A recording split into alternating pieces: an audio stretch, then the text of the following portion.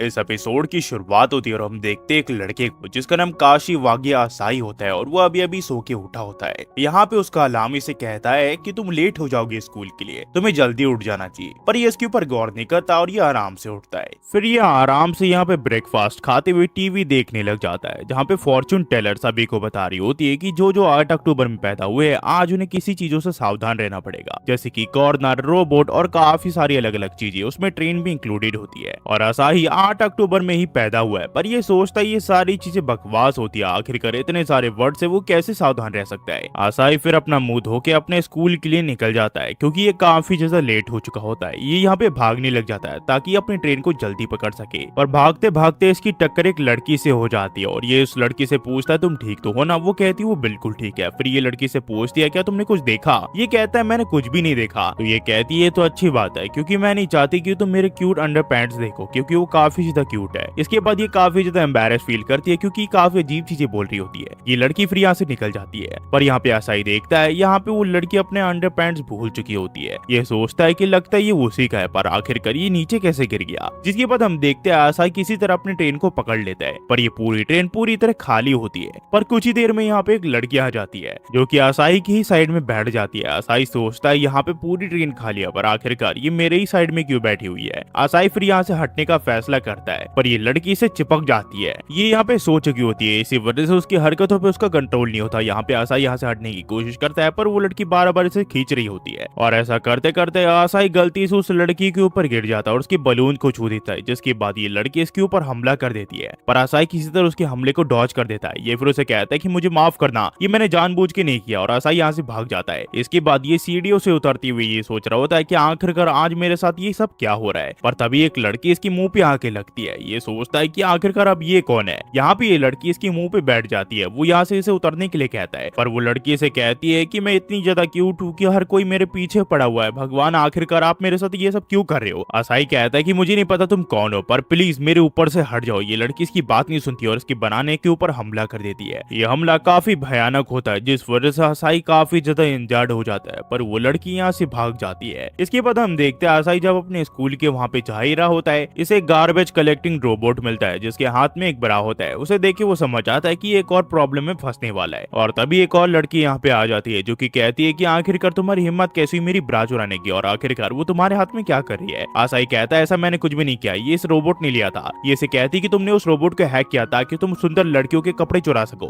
ये कहता है ऐसा कुछ भी नहीं है, तुम्हें कुछ गलत फहमी हुई है। पर ये कहती है कि तुमने ये सब किया है। तभी वो गार्बेज कलेक्टिंग रोबोट जो है वो इस लड़की को खींचने लग जाता है। ये लड़की से कहती कि मैं तुम्हें छोड़ूंगी नहीं, ये सब तुम ही कर रहे हो। आसाई से कहता है मैंने ऐसा कुछ भी नहीं किया। जिसके बाद आसाई यहाँ से निकल जाता है। फिर जब ये अपने स्कूल की तरफ जाने लग जाता है, इसे एक पपी दिखता है जो कि काफी क्यूट होता है। आसाई उसे फॉलो करने का फैसला करता है, पर ये एक ऐसा मंजर देखता है जो कोई नहीं देखना चाहता। यहाँ पे एक डॉग एक लड़के के ऊपर चढ़ा हुआ होता है। आसाई उसे इग्नोर करके यहाँ से जाने का फैसला करता है। वो उसे कहता है कि प्लीज मेरी मदद करो, पर आसाई ऐसा बिहेव करता है कि उसने कुछ भी नहीं सुना और ना ही कुछ देखा। पर तभी उस डॉग की नजर आसाई पे पड़ जाती है, जिसके बाद वो डॉग आसाई के ऊपर चढ़ जाता है। आसाई फिर उस लड़के से मदद मांगता है, पर वो लड़का इसे कहता है कि तुमने मुझे पहले इग्नोर किया, अब मैं तुम्हारी मदद नहीं करने वाला। वो लड़का फिर यहाँ से चले जाता है और आसाई के साथ काफी बुरी चीज होती है। इसके बाद जब आसाई को होश आता है तो यहाँ पे कुछ बच्चे उसके साइड में होते हैं। वो समझ आता है वो स्कूल के लिए लेट हो चुका है, पर किसी तरह अपने स्कूल के वहाँ पे पहुंचता है और चुपके से अपनी क्लास में एंट्री करने लग जाता है। और तभी इसकी मुलाकात इसके दोस्त योशियो से होती है। वो उसे कहता है कि तुम्हारा डेस्क उस साइड है। इसके बाद योशियो से बताता है कि यहाँ पे नई क्लासमेट्स आई है और साथ ही साथ नई टीचर भी। पर जब इन सभी के चेहरे वो देखता है तो ये सारी वही लड़कियां होती है जिनसे ये स्कूल के आने टाइम टकराया था। यहाँ पे योशियो अपना चेहरा साइड कर लेता है तो यहाँ पे एक लड़की जिससे ये पहली बार टकराया था वो उसे पूछती है वो ठीक तो है ना। आसाई इसे कहता है वो बिल्कुल ठीक है। हमें फिर इन सभी लड़कियों का नाम बताया जाता है। पहली वाली लड़की का नाम आवी इजुमा सावा होता है जो कि एक ट्रांसफर स्टूडेंट है, और दूसरी वाली लड़की का नाम एमिलिया एरविंग होता है जो कि यूएस की स्टूडेंट है, और तीसरी वाले लड़के का नाम इलिया एलोखिन होता है जो कि बल्गेरिया का एक एक्सचेंज स्टूडेंट है, और तीसरी वाली लड़की का नाम होता है कैरिन एस्टेल जो कि एक्सचेंज स्टूडेंट है जर्मनी की, और आखिरी वाली लड़की का नाम होता है बे मोंगफा जो कि यहाँ की टीचर है जो कि चाइना से है।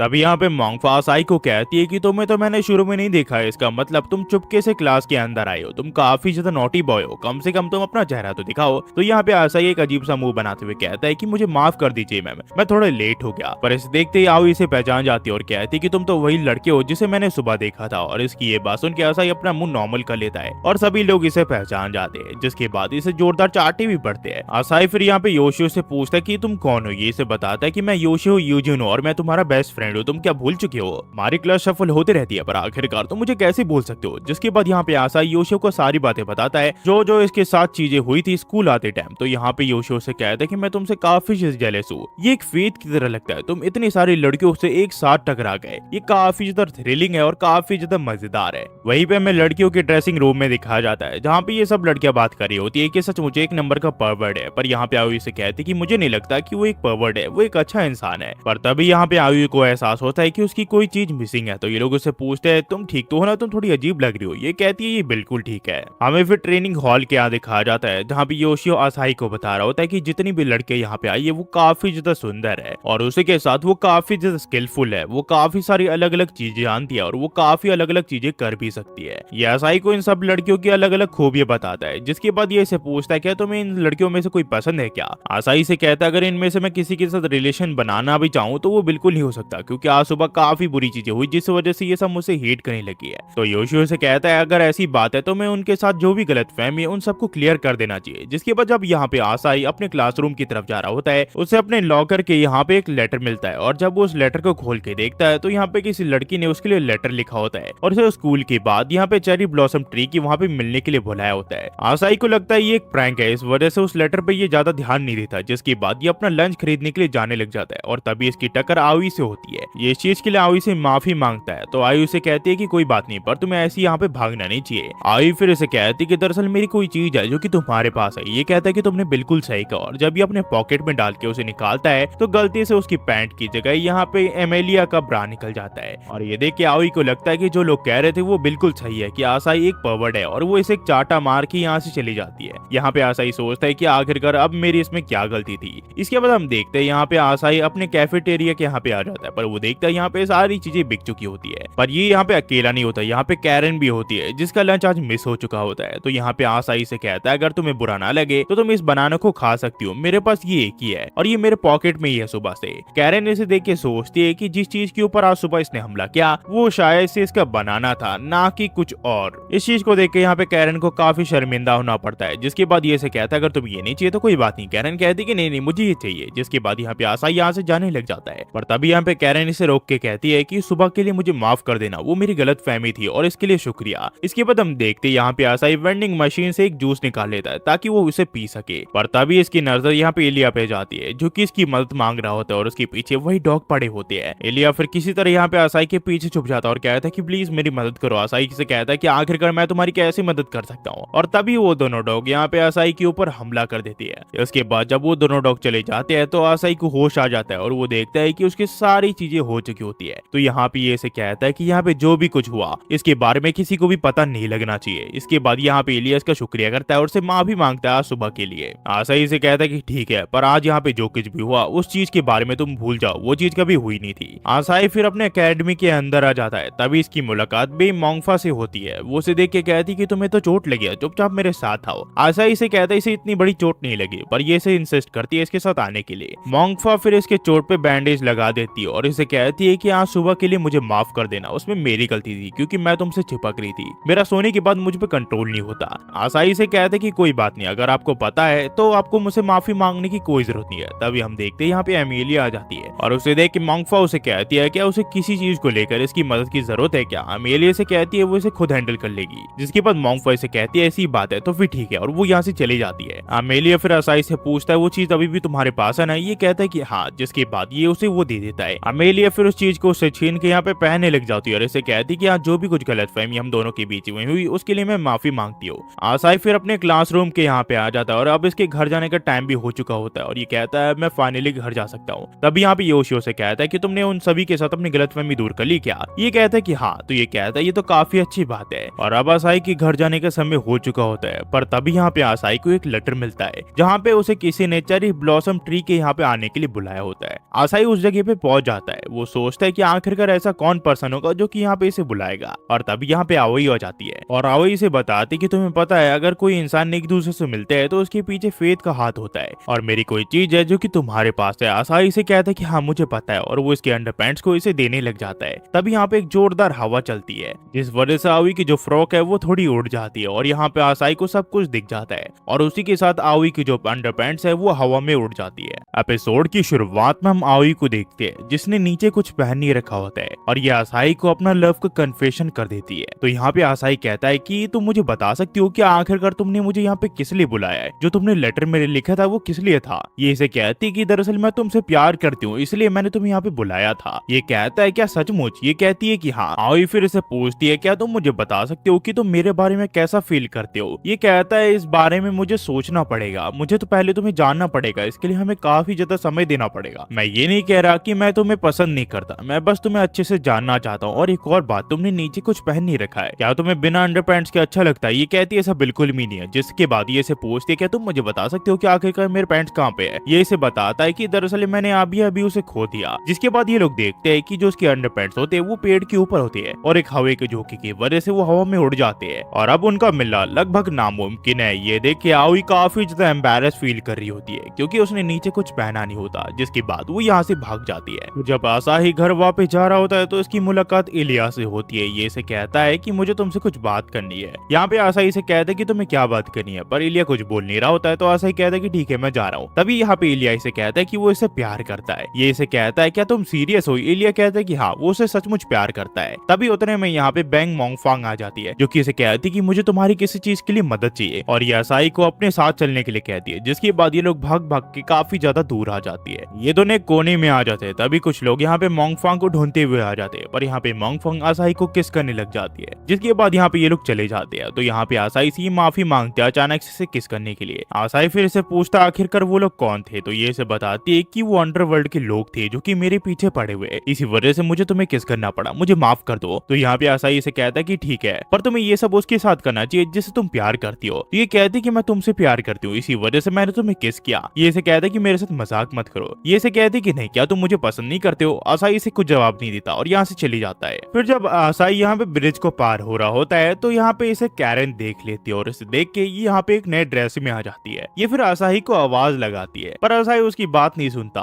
यहाँ पे फिर आसाही इसे कहता है कि आखिरकार तुम मेरा पीछा क्यों कर रही हो। ये इसे कहती है वो उसे शादी करने के लिए आई है, वो एक मॉडल है। आसाही शादी की बात नहीं सुनता, वो इसे पूछता है तुम एक मॉडल हो, तुम्हें तो मैंने कभी भी नहीं देखा। तो ये इसे कहती कि अपने चारों तरफ देखो ये सब मेरे ही एड्स है। और ये देख के यहाँ पे आसाही काफी ज्यादा हैरान होता है। आसाही फिर इसे कहता है क्या तुम उस आउटफिट को पहन के फोटोशूट के लिए जा रही हो। ये कहती है ऐसा बिल्कुल भी नहीं है, मैं अपनी शादी के लिए जा रही हूँ। तो आसाही इसे कहता है कि कांग्रेचुलेशन। जिसके बाद वो यहाँ से जाने लग जाता है। ये इसका शुक्रिया भी करती है पर तभी यहाँ पे कैरन इसे रोक लेती है। तो आसाही से कहता है कि आप मुझे ये मत कहना कि हम दोनों की यहाँ पे शादी होने वाली है। ये इसे कहते कि हाँ वो दोनों हम ही है जिसकी यहाँ पे शादी होने वाली है। तो आसाही से कहता है कि हम दोनों तो पहली बार मिले, आखिरकार तुम मुझसे शादी कैसे कर सकती हो। ये इसे कहती है क्योंकि मैं तुमसे प्यार करती हूँ और मैं तुमसे ही शादी करना चाहती हूँ। कैरन फिर यहाँ पे आसाही को होटल की यहाँ पे ले आती। तो ये पूछता है कि शादी के लिए तो चढ़ जाते, आखिरकार तुम मुझे यहाँ पे क्यों ले आई। ये इसे कहती है कि हम डायरेक्ट होटल जा रहे हैं, यहीं पे हम शादी करेंगे। तो आसाही से अपनी आंखें बंद करने के लिए कहता है और ये उस जगह से निकल जाता है।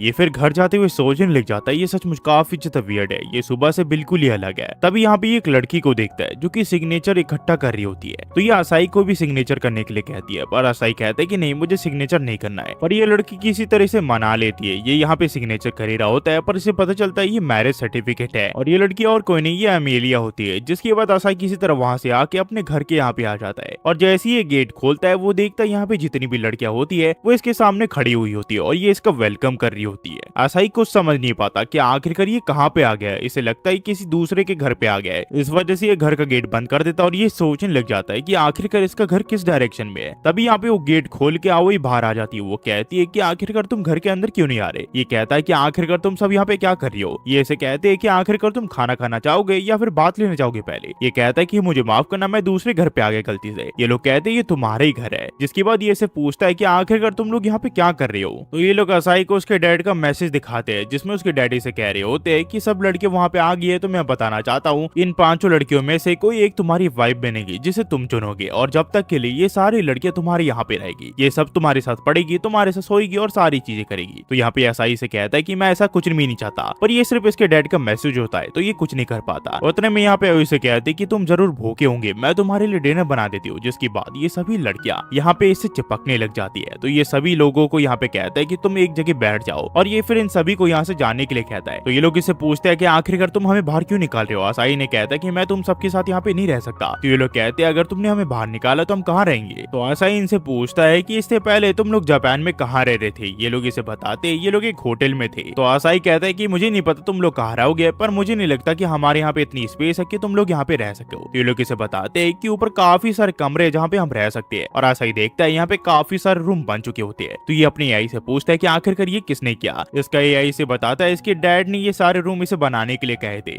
ये सब फिर आसाई से पूछती है कि आखिरकार तुम हमारे साथ क्यों नहीं रहना चाहते। आसाई ने कहता है कि हम सब एक साथ नहीं रह सकते, हमारे साथ कुछ भी हो सकता है। तो ये लोग कहते हैं हम तुम्हारे साथ रहने के लिए तैयार है, चाहे जो हो जाए। तो आसाई इस चीज के लिए मान जाता है। फिर हम देखते हैं यहाँ पे जो आवी है वो इन सब के लिए खाना बनाने लग जाती है और कुछ ही देर के बाद इन सभी के लिए वो खाना बना देती है। ये लोग फिर आराम से बैठ के यहाँ पे खाना खाने लग जाते हैं। पर इसके बावजूद ये सब लड़कियां यहाँ पे आसाई के साथ फ्लर्ट करना नहीं छोड़ती, वो इसको अपने हाथों से खाना खिलाने लग जाती है। फिर जब खाना खाने के बाद यहाँ पे आसाई थोड़ा आराम कर रहा होता है तो यहाँ पे आवी आ जाती है। वो इसका शुक्रिया करती है इन्हें यहाँ पे घर से बाहर ना निकालने के लिए। ये कहता है ऐसी कोई बात नहीं है। उतने में यहाँ पे एलिया आ जाता है जो कि इसे कहता है कि मैंने तुम्हारे लिए बनाना ब्रेड बनाया जो कि काफी ज्यादा डिलीशियस है। ये फिर इसे खुद के हाथों से इसे खिलाने लग जाता है। पर यहाँ पे आसाई को काफी अजीब लग रहा होता है तो वो कहता है कि मैं नहाने के लिए जा रहा हूँ। पर जैसे ही वो बाथ हाउस में घुसता है नहाने के लिए, वो देखता है यहाँ पे कैरन भी उसके साथ होती है। वो कहती है कि मैं भी तुम्हारे साथ नहाना चाहती हूँ क्योंकि मेरा भी काफी मन कर रहा है। पर यहाँ पे आसाई कैरन को वॉशरूम के बाहर फेंक देता है, जिसके बाद वो आराम से यहाँ पे नहाने लग जाता है। पर अब आसाई काफी ज्यादा फ्रस्ट्रेट हो चुका होता है और तभी वो एमिलिया को देखता है जो कि यहाँ पे बाथटब के अंदर छुप के बैठी हुई थी। वो उसे बाहर निकलने के लिए कहता है। फिर आसाई थोड़ी देर रिलैक्स होने के बाद अपने रूम के यहाँ पे आ जाता है। पर इससे पहले वो सोने के लिए जाता है ये हर जगह चेक कर लेता है कि कोई लड़की यहाँ पे छुपी तो नहीं है। और काफी देर चेक करने के बाद इसे कोई लड़की नहीं मिलती, जिस वजह से अपने बेड के यहाँ पे जाके लेट जाता है और सोने की कोशिश करता है। पर तभी ये देखता है कि छत से यहाँ पे मोंगफा चिपकी हुई होती है। तो ये काफी ज्यादा डर जाता है, जिसके बाद ये सभी लड़कियों को हॉल पे बुलाता है। आसाई फिर इन सबको कहता है कि मैंने तुम्हें कितनी बार कहा है कि यहाँ पे फालतू की चीजें मत क्या करो, पर फिर भी तुम लोग मानते नहीं हो। अब मैं चाहता हूँ कि तुम सब यहाँ से चले जाओ। तो ये लोग कहते हैं कि हमारे पास कहीं पे भी जाने का कोई ठिकाना नहीं, आखिरकार हम कहाँ जाएंगे। तो आसाई कहता है कि ठीक है, तुम लोगों ने मेरे पास कोई चॉइस ही नहीं छोड़ी है। और हम देखते हैं आसाई घर से बाहर जाने लग जाता है। तो ये लोग इसे पूछते हैं आखिरकार तुम कहाँ जा रहे हो। आसाई कहता है कि मैं घर छोड़ के बाहर जा रहा हूँ। जिसके बाद हम देखते हैं आसाई यहाँ पे बाहर घूमने लग जाता है। पर तभी वो यहाँ पे श्राइन को देखता है तो वहाँ पे चले जाता है। तभी यहाँ पे कुछ देर बाद आवी आ जाती है जो कि कहती है कि मुझे विश्वास नहीं हो रहा ऐसी भी जगह हमारे आसपास एग्जिस्ट करती है। आसाई फिर इसे पूछता है कि आखिरकार तुमने मुझे ढूंढा कैसे। ये इसे कहती है कि मुझे लगा था कि तुम इसी डायरेक्शन में आओगे। आवी फिर इसे कहती है कि तुम्हें पता है यहाँ पे आने से पहले मैं सोचा करती थी कि आखिरकार तुम किस तरह के पर्सन होगे, तुम अच्छे होंगे या फिर बुरे होंगे। तो आसाई इसे कहता है कि तुम्हें ये भी नहीं पता था कि आखिरकार मैं कैसा हूँ। ये कहती कि बिल्कुल नहीं, हम सिर्फ इमेजिन कर सकते थे कि आखिरकार किस तरह का पर्सन हमारा इंतजार कर रहा है। हम सोचते थे कि कोई हमें ऐसा पर्सन मिलेगा जो कि हमारी जिंदगी को चेंज कर देगा। और आज हमने जो भी तुम्हारे साथ किया उस चीज के लिए हमें माफ कर दो और घर आ जाओ, हम तुम्हारे घर से बाहर निकल जाएंगे। तो आसाई से पूछता है कि आखिरकार इसके बाद तुम लोग कहाँ जाओगे, तुम्हारे पास तो कोई जाने के लिए ठिकाना ही नहीं है। तो यहाँ पे आवी कहती कि चिंता मत करो, चीज को हम किसी तरह मैनेज कर लेंगे। आसाई फिर इसे कहता है कि ठीक है, मैंने डिसाइड कर लिया है, मैं इतना भी बुरा इंसान नहीं हूँ जो कि क्यूट लड़कियों को स्ट्रीट के वहाँ पे फेंक दूं। पर हाँ, मुझसे एक वादा करो कि तुम दोबारा से मुझे आज की तरह इतनी सताओगी नहीं। इसकी ये बात सुन के यहाँ पे आवी की आंखों से आंसू आ जाते हैं क्योंकि उसको पास की एक मेमोरी याद आ चुकी होती है। आसाई फिर इसे पूछता है कि तुम ठीक तो हो ना। ये कहती है ये बिल्कुल ठीक है। जिसके बाद ये इसे कहता है कि मुझे माफ कर दो, मैंने जो भी तुम्हारे साथ किया। आवी कहती है इसमें तुम्हारी गलती नहीं है। जिसके बाद हम देखते हैं ये लोग घर वापस आ जाते हैं। जब हम देखते हैं जितनी भी लड़कियां होती है वो घर छोड़ के जाने वाली होती है। तो यहाँ पे आसाई इनसे पूछता है कि आखिरकार तुम सब ये सामान पैक करके कहाँ जा रहे हो। ये लोग इसे कहते हैं कि हम सब तुम्हारे लिए प्रॉब्लम नहीं खड़ी करना चाहते, इसी वजह से हम घर छोड़ के जा रहे हैं। आसाई कहता है कि तुम सबको ये करने की कोई जरूरत नहीं है, तुम सब यहाँ पे रह सकते हो। इसकी ये बात सुन के ये लोग काफी ज्यादा खुश हो जाते हैं। पर आसाई कहता है कि अगर तुम सबको यहाँ पे रहना है तो तुम सबको यहाँ पे जो भी चीज आज तुमने की वो सब करना बंद करना पड़ेगा। तुम्हें उनमें से कोई सी भी चीज मेरे साथ करने की कोई जरूरत नहीं है। और यहाँ एपिसोड की शुरुआत में हमें आसाई को दिखाया जाता है जो कि अभी भी सो के उठा होता है। तभी वो देखता है यहाँ पे जो अमेलिया है उसके पाँव के अंगूठे को यहाँ पे मैरिज सर्टिफिकेट पे लगा रही होती है। तो उसके ऊपर गुस्सा करता है। आसाई फिर इसके बारे में आवी को बताता है और कहता है कि आज एमेलिया ने इसके रूम में घुसने की कोशिश की।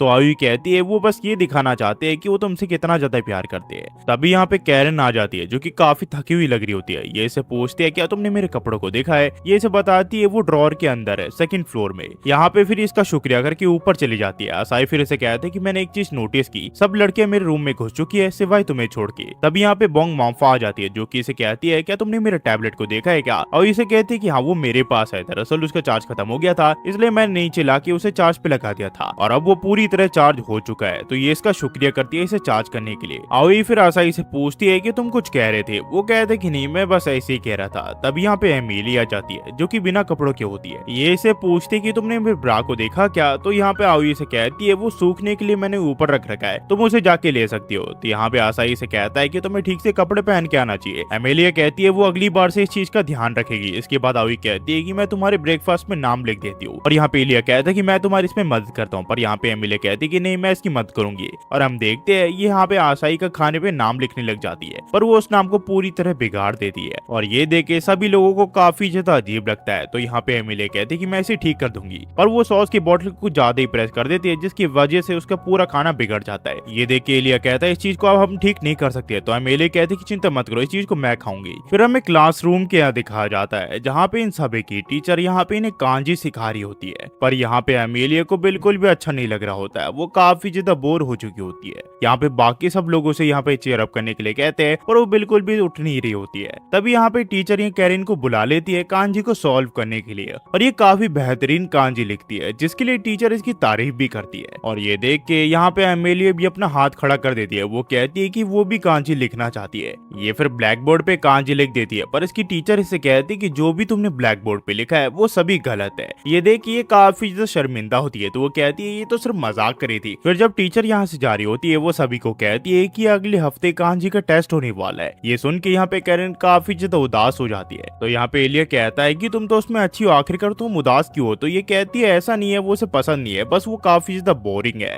ये सब फिर यहाँ पे आसाई से पूछती है कि वो इनके साथ लंच करेगा, पर यहाँ पे आसाई पहले से ही गायब हो चुका होता है। ये योशियो के साथ यहाँ पे छत पे लंच कर रहा होता है। तो यहाँ पे योशियो से कहता है कि आखिरकार हम ऊपर क्यों लंच कर रहे हैं। तो ये कहता है कि सभी लड़कियां मेरे पीछे पड़ जाती है कि मेरे साथ लंच करो, इसी वजह से हम ऊपर लंच कर रहे हैं। खासकर की एमिलिया, वो मुझसे चिपक जाती है और हर चीज पे जिद पकड़ लेती है। ये फिर इसे बताता है कि कुछ दिन पहले यहाँ पे एक टीवी पे शो आ रहा था रॉक पेपर सीजर का। तो यहाँ पे एमिलिया उसे देख रही थी और वो रॉक पेपर सीजर उसी एआई के साथ खेल रही थी, पर वो उस एआई से रॉक पेपर सीजर हार गई, जिसके बाद उसे काफी ज्यादा बुरा लगा। इसी वजह से उसने ठान लिया कि जब तक वो उसे जीत नहीं जाती वो दिन रात यहाँ पे प्रैक्टिस करते रहेगी। और उसने ऐसे ही किया। वो खाने के वक्त भी यहाँ पे यही चीज करती थी कि आखिरकार वो इस एआई को कैसे हरा सकती है। और यहाँ तक कि वो पूरी रात भर यहाँ पे जगी रहती थी ताकि वो इस चीज के बारे में रिसर्च कर सके। और फिर एक दिन उसने कहा कि वो रॉक पेपर सीजर में अब वो एक एक्सपर्ट बन चुकी है और अब उसे उसमें कोई नहीं हरा सकता। पर जब तक उसे कुछ मिल नहीं जाता वो किसी के साथ भी रॉक पेपर सीजर नहीं खेलेगी। तो इन सब ने मिलकर फैसला किया कि ये सब अपने अपने पुडिंग शर्त पे लगाएंगे, और आखिर में उस पुडिंग को वो हार गई, जिसके बाद वो सिर्फ उसे देखते ही रही।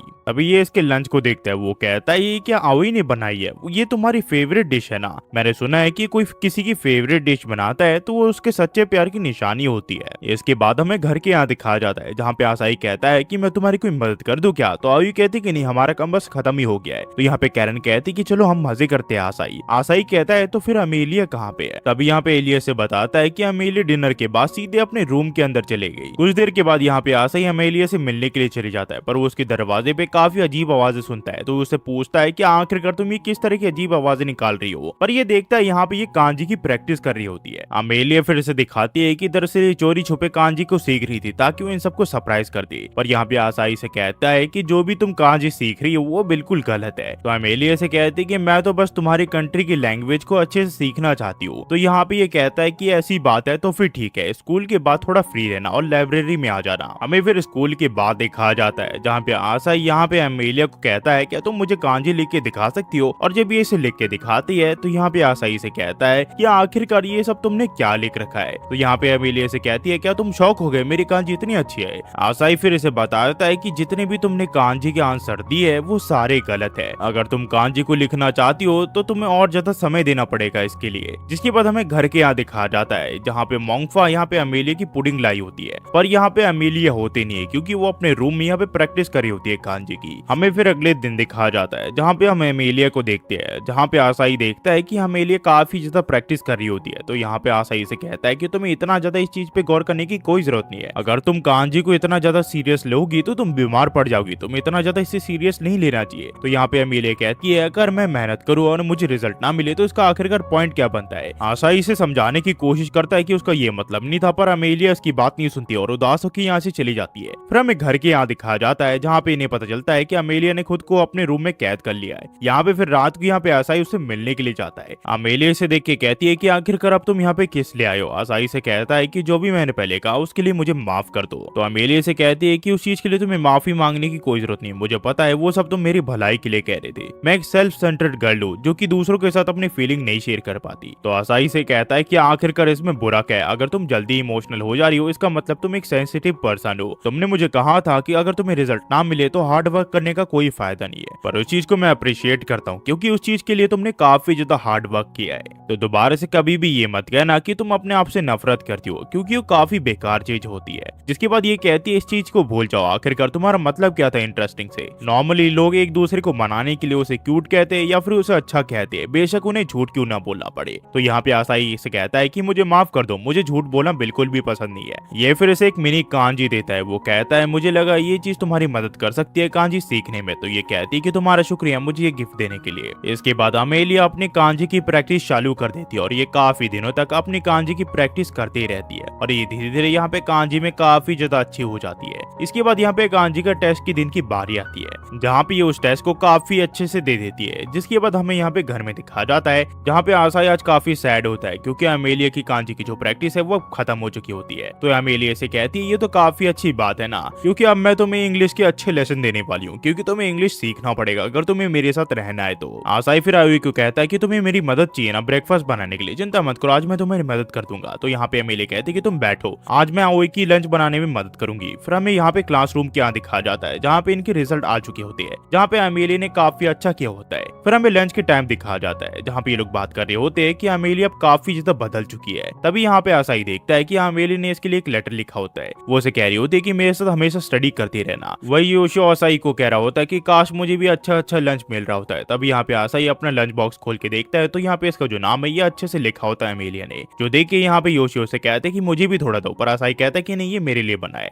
एपिसोड की शुरुआत होती है और हम देखते हैं इलिया को जो कि यहाँ पे बाथरूम में बैठा होता है और तभी उसे अपने डैड दिखते हैं जो कि उसे कह रहे होते हैं कि इलिया तुम एक लड़की हो ना कि एक लड़की, इसे याद रखना। तभी हम देखते हैं यहाँ पे आसाई इसकी बाथरूम का गेट खोल देता है और ये देख के ये काफी ज्यादा एम्बैरेस होता है। तो आसाई कहता है कि मुझे माफ कर देना, मुझे पता नहीं था कि तुम बाथरूम में हो। हमें फिर कुछ दिन पहले दिखाया जाता है जहाँ पे ये सब लकी ड्रॉ के यहाँ पे आए होते हैं क्योंकि यहाँ पे इन्हें वेकेशन जीतने का मौका मिल रहा होता है। तो यहाँ पे सभी लड़कियां एक एक करके इसे ट्राई करती है और किस्मत इनकी इतनी अच्छी होती है कि इन सभी का यहाँ पे वेकेशन लग जाता है और इन्हीं के साथ यहाँ पे आसाई भी आ जाता है। फिर ये सब फेदर फैन नाम के एक इनके यहाँ पे आ जाते हैं जहाँ पे इनकी मुलाकात यहाँ के ओनर से होती है जिनकी हाइट काफी ज्यादा बड़ी होती है। वो इनका वेलकम करती है और उन्हें यहाँ पे अच्छे से रहने के लिए कहती है। कैरन फिर इन्हें कहती है कि हम लोगों को अलग अलग रूम दे दीजिए, एक रूम में लड़कियां रहेंगी और दूसरे रूम में लड़के। तो यहाँ पे आसाई कहता है कि हाँ इलिया और मैं एक अलग रूम में रहेंगी और ये सारी लड़कियां अलग रूम में। जिसके बाद ये दोनों अपने रूम के यहाँ पे आ जाते हैं जहाँ का वेदर काफी ज्यादा अच्छा होता है। थोड़ी देर के बाद यहाँ पे एमिली और कैनन आ जाते हैं जो कि इसे कहते हैं कि चलो खेलने चलते हैं और हम देखते हैं ये लोग यहाँ पे टेबल टेनिस खेलना शुरू कर देते हैं। पर यहाँ पे एलिया और आसाई सिर्फ इन्हें देख रहे होते हैं। एक टीम में होती है आउई और कैरन और दूसरी टीम में होते हैं एमिली और मोंगफेंग और हम देखते हैं जो मोंगफेंग होती है वो टेबल टेनिस में काफी ज्यादा अच्छी होती है। इसी वजह से आउई की टीम के अच्छे पॉइंट्स नहीं बन रहे होते हैं। तो ये लोग इसे चिढ़ाते हुए कहते हैं कि मोंगफेंग तुम्हें थोड़ा आराम कर लेना चाहिए क्योंकि तुम्हारी एज हो चुकी है। तो मोंगफेंग कहते हैं कि उसकी चिंता तुम मत करो। ये फिर अपनी पूरी ताकत का यूज करके इनके ऊपर बॉल फेंक दिया है जिस वजह से यहाँ पे जो कैरन के कपड़े हैं वो भी फट जाते हैं और आसपास की चीजें भी उथल पुथल हो जाती है और कुछ ही सेकंडों में जो कैरन के कपड़े फटे हुए थे वो भी फट जाते हैं पूरी तरह, जिसके बाद वो बिना कपड़े के हो जाती है। पर वहीं पे दूसरी साइड यहाँ पे आसाई ने अपने दोनों बॉल को लूज कर दिया होता है और ये काफी ज्यादा दर्द में होता है। हमें फिर डिनर टेबल के यहाँ दिखा जाता है जहाँ पे अमेलिया आसाई से पूछ रही होती है कि हम नेक सुशी कब खाएंगे। तो ये ऐसे कहता है कि तुम किस चीज के बारे में बात कर रही हो, क्या तुम पागल हो गए हो। ये कहती है कि मैंने सुना है वो यहाँ की स्पेशल चीज है। तभी यहाँ की ओनर ने कहती कि हम नेक सुशी सर्व करना काफी पहले बंद कर चुके हैं पर हमारे पास टैंगो प्लेटर है और हम देखते हैं ये फ्रूट से सजा हुआ एक प्लेट होता है जिसमें काफी सारे अलग अलग फ्रूट्स होते हैं। अमेलिया फिर आसाई से पूछती है कि आखिरकार टैंगो किसे कहते हैं। तो यहाँ पे आसाई से कहता है कि तुम्हें यहाँ पे नेक सुशी के बारे में पता है पर तुम्हें टैंगो के बारे में नहीं पता, ये कैसे हो सकता है। मोंगफैंग फिर से बताती है कि इस डिश का नाम एक लेजेंडरी कीचड़ के ऊपर पड़ा है, जिसके बारे में यहाँ पे जापान में काफी एज से बातें की जा रही है। कहा जाता है कि जो मॉन्क्स थे वो माउंटेन में ट्रेनिंग करके यहाँ पे टैंगो में बदल गए, और जो तुम मास्क ऊपर देख रही हो उनकी शक्ल उस मास्क से थोड़ी मिलती जुलती थी। और कहा जाता है कि जो टैंगो है वो हॉट स्प्रिंग में कभी कभार अपीयर भी हो जाता है। तो यहाँ की ओनर ने बताती है कि जो टैंगो की स्टोरी है वो अब धीरे धीरे लोग भूलते जा रहे हैं और यहाँ पे लोग आना बंद कर रहे हैं। इसके बाद हम देखते हैं ये लोग हॉट स्प्रिंग में नहाने के लिए अब रेडी होने लग जाते हैं, पर वहीं पे यहाँ पे एलिया सोच रहा होता है कि अगर मैंने जल्दी ही कुछ नहीं किया तो आसाई को पता चल जाएगा कि मैं एक लड़की हूँ। वहीं पे हम देखते हैं आसाई को जो पूरी तरह अपने कपड़े उतार चुका होता है। वो कहता है कि तुम अपने कपड़े क्यों नहीं उतार रही हो, तो एलिया कहती है कि मुझे थोड़ी शर्म आ रही है। आसाई कहता है कि चिंता मत करो, हम दोनों ही तो लड़के हैं, तुम्हें चिंता करने की कोई जरूरत नहीं है। आसाई फिर हॉट स्प्रिंग में नहाने के लिए चले जाता है और वहीं पे एलिया को यहाँ पे टैंगो का मास्क दिखता है और थोड़ी देर के बाद एलिया यहाँ पे इसके साथ नहाने के लिए आ जाती है। तो आसाई कहता है तो तुम फाइनली आ गए, पर जब ये इसका अवसर देखता है तो वो पूरी तरह हक्का बक्का रह जाता है। उसे कुछ समझ नहीं आ रहा होता कि आखिरकार वो क्या करे, क्योंकि इसका हथियार काफी ज्यादा बड़ा होता है। यहाँ पे एलिया से पूछती कि उसे क्या हुआ, ये कहता है कि कुछ नहीं।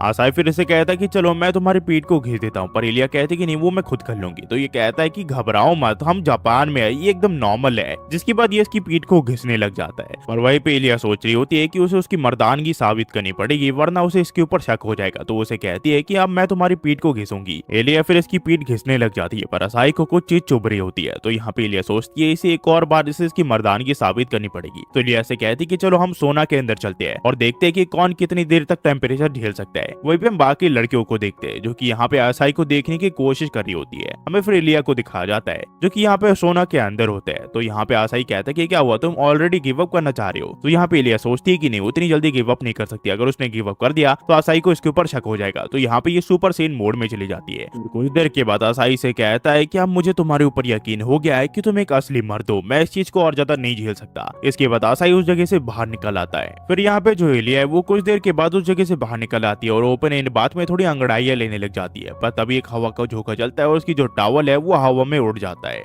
वहीं पे हमें दिखाया जाता है आसाई को जो कि यहाँ पे एलिया को ढूंढने के लिए आया होता है, पर वो वहाँ पे उसे मिलता नहीं है। तो वो ओपन एयर बात को देखने के लिए यहाँ पे आने लग जाता है, पर तभी यहाँ पे एलिया उसे देख लेती है और वो सोचती है कि आखिरकार क्या किया जाए। और जैसे ही आसाई यहाँ पे ओपन एयर बात का गेट खोलता है तो देखते हैं यहाँ पे किसी ने टैंगो का मास्क पहन रखा होता है। उसे लगता है कि यहाँ पे टैंगो आ गया है, इसी वजह से वो काफी ज्यादा घबरा जाता है और यहाँ से भाग जाता है। इसके बाद फिर जो एलिया है वो सही मौका देख के यहाँ से निकलने लग जाती है। तो यहाँ पे आसाई से कहता है तुम्हें पता है यहाँ पे टैंगो आ चुका है, हमें जल्दी से यहाँ से बाहर निकल जाना चाहिए। पर तभी गलती से यहाँ पे एलिया का जो पाँव है वो एक साबुन में पड़ जाता है और वो पूरी तरह एक्सपोज हो जाती है। फिर कुछ देर बाद एलिया को होश आता है तो वो कहती है वो कहाँ पे है। यहाँ पे आसाई से कहता है तो तुम फाइनली उठ गई, तुम ठीक तो हो ना। यहाँ पे ये से देख के काफी ज्यादा एम्बैरेस फील करी होती है क्योंकि आसाई ने उसे पूरे बिना कपड़े को देख लिया होता है। आसाई से कहता है कि मुझे माफ कर दो, मुझे पता नहीं था कि तुम एक लड़की हो, अगर मुझे पता होता तो मैं कभी भी तुम्हारे साथ ये सब नहीं करता। ये इसे कहती है इसमें तुम्हारी गलती नहीं और तुम्हें माफी मांगने की कोई जरूरत नहीं है, ये सब मेरी गलती है और जो भी तुमने मेरे साथ किया उससे मुझे कोई प्रॉब्लम नहीं है क्योंकि अब तक मैं तुम्हें सिर्फ झूठी बोल रही थी। तो आसाई से पूछता है कि आखिरकार तुम ये सब क्यों कर रही थी। ये फिर से बताती है कि दरअसल ये मेरे फादर की डाइंग विश थी। मेरे फादर हमेशा से एक लड़का चाहते थे पर मैं हो गई, तो इसी वजह से वो हमेशा मुझे कहा करते थे कि मुझे अपनी लाइफ एक लड़के की तरह जीनी पड़ेगी। मेरे मदर ने मुझे कहा था कि मुझे उनकी बातों पे ज्यादा ध्यान देने की कोई जरूरत नहीं है, पर मैं ऐसा नहीं कर पाई। तो आसाई से कहता है कि आखिरकार तुम किस तरह से जीना चाहती हो, क्या तुम लड़के की तरह जीना चाहती हो या फिर एक लड़की की तरह। तुम जिसे भी चुनो मैं हर टाइम तुम्हें सपोर्ट करूंगा। तो यहाँ पे एलिया से कहती है कि मैं अमेलिया और कैरन और दूसरे लड़कियों की तरह जीना चाहती हूँ। तो यहाँ पे आसाई से कहता है तो फिर एक लड़की की तरह जियो, तुम्हें चिंता करने की कोई जरूरत नहीं है, मैं हमेशा तुम्हें सपोर्ट करता रहूंगा। तो यहाँ पे एलिया इसका शुक्रिया करती है इसको सपोर्ट करने के लिए। हमें फिर अगले दिन दिखा जाता है जहाँ पे अमेलिया और कैरन यहाँ पे आसाई को बता रही होती है कि तुम्हें पता है कल रात को यहाँ पे टैंगो आया था। वो एक लड़की थी जो कि बिना कपड़ों के यहाँ पे मेंस बाथ में थी और उसने टैंगो का मास्क पहन रखा था।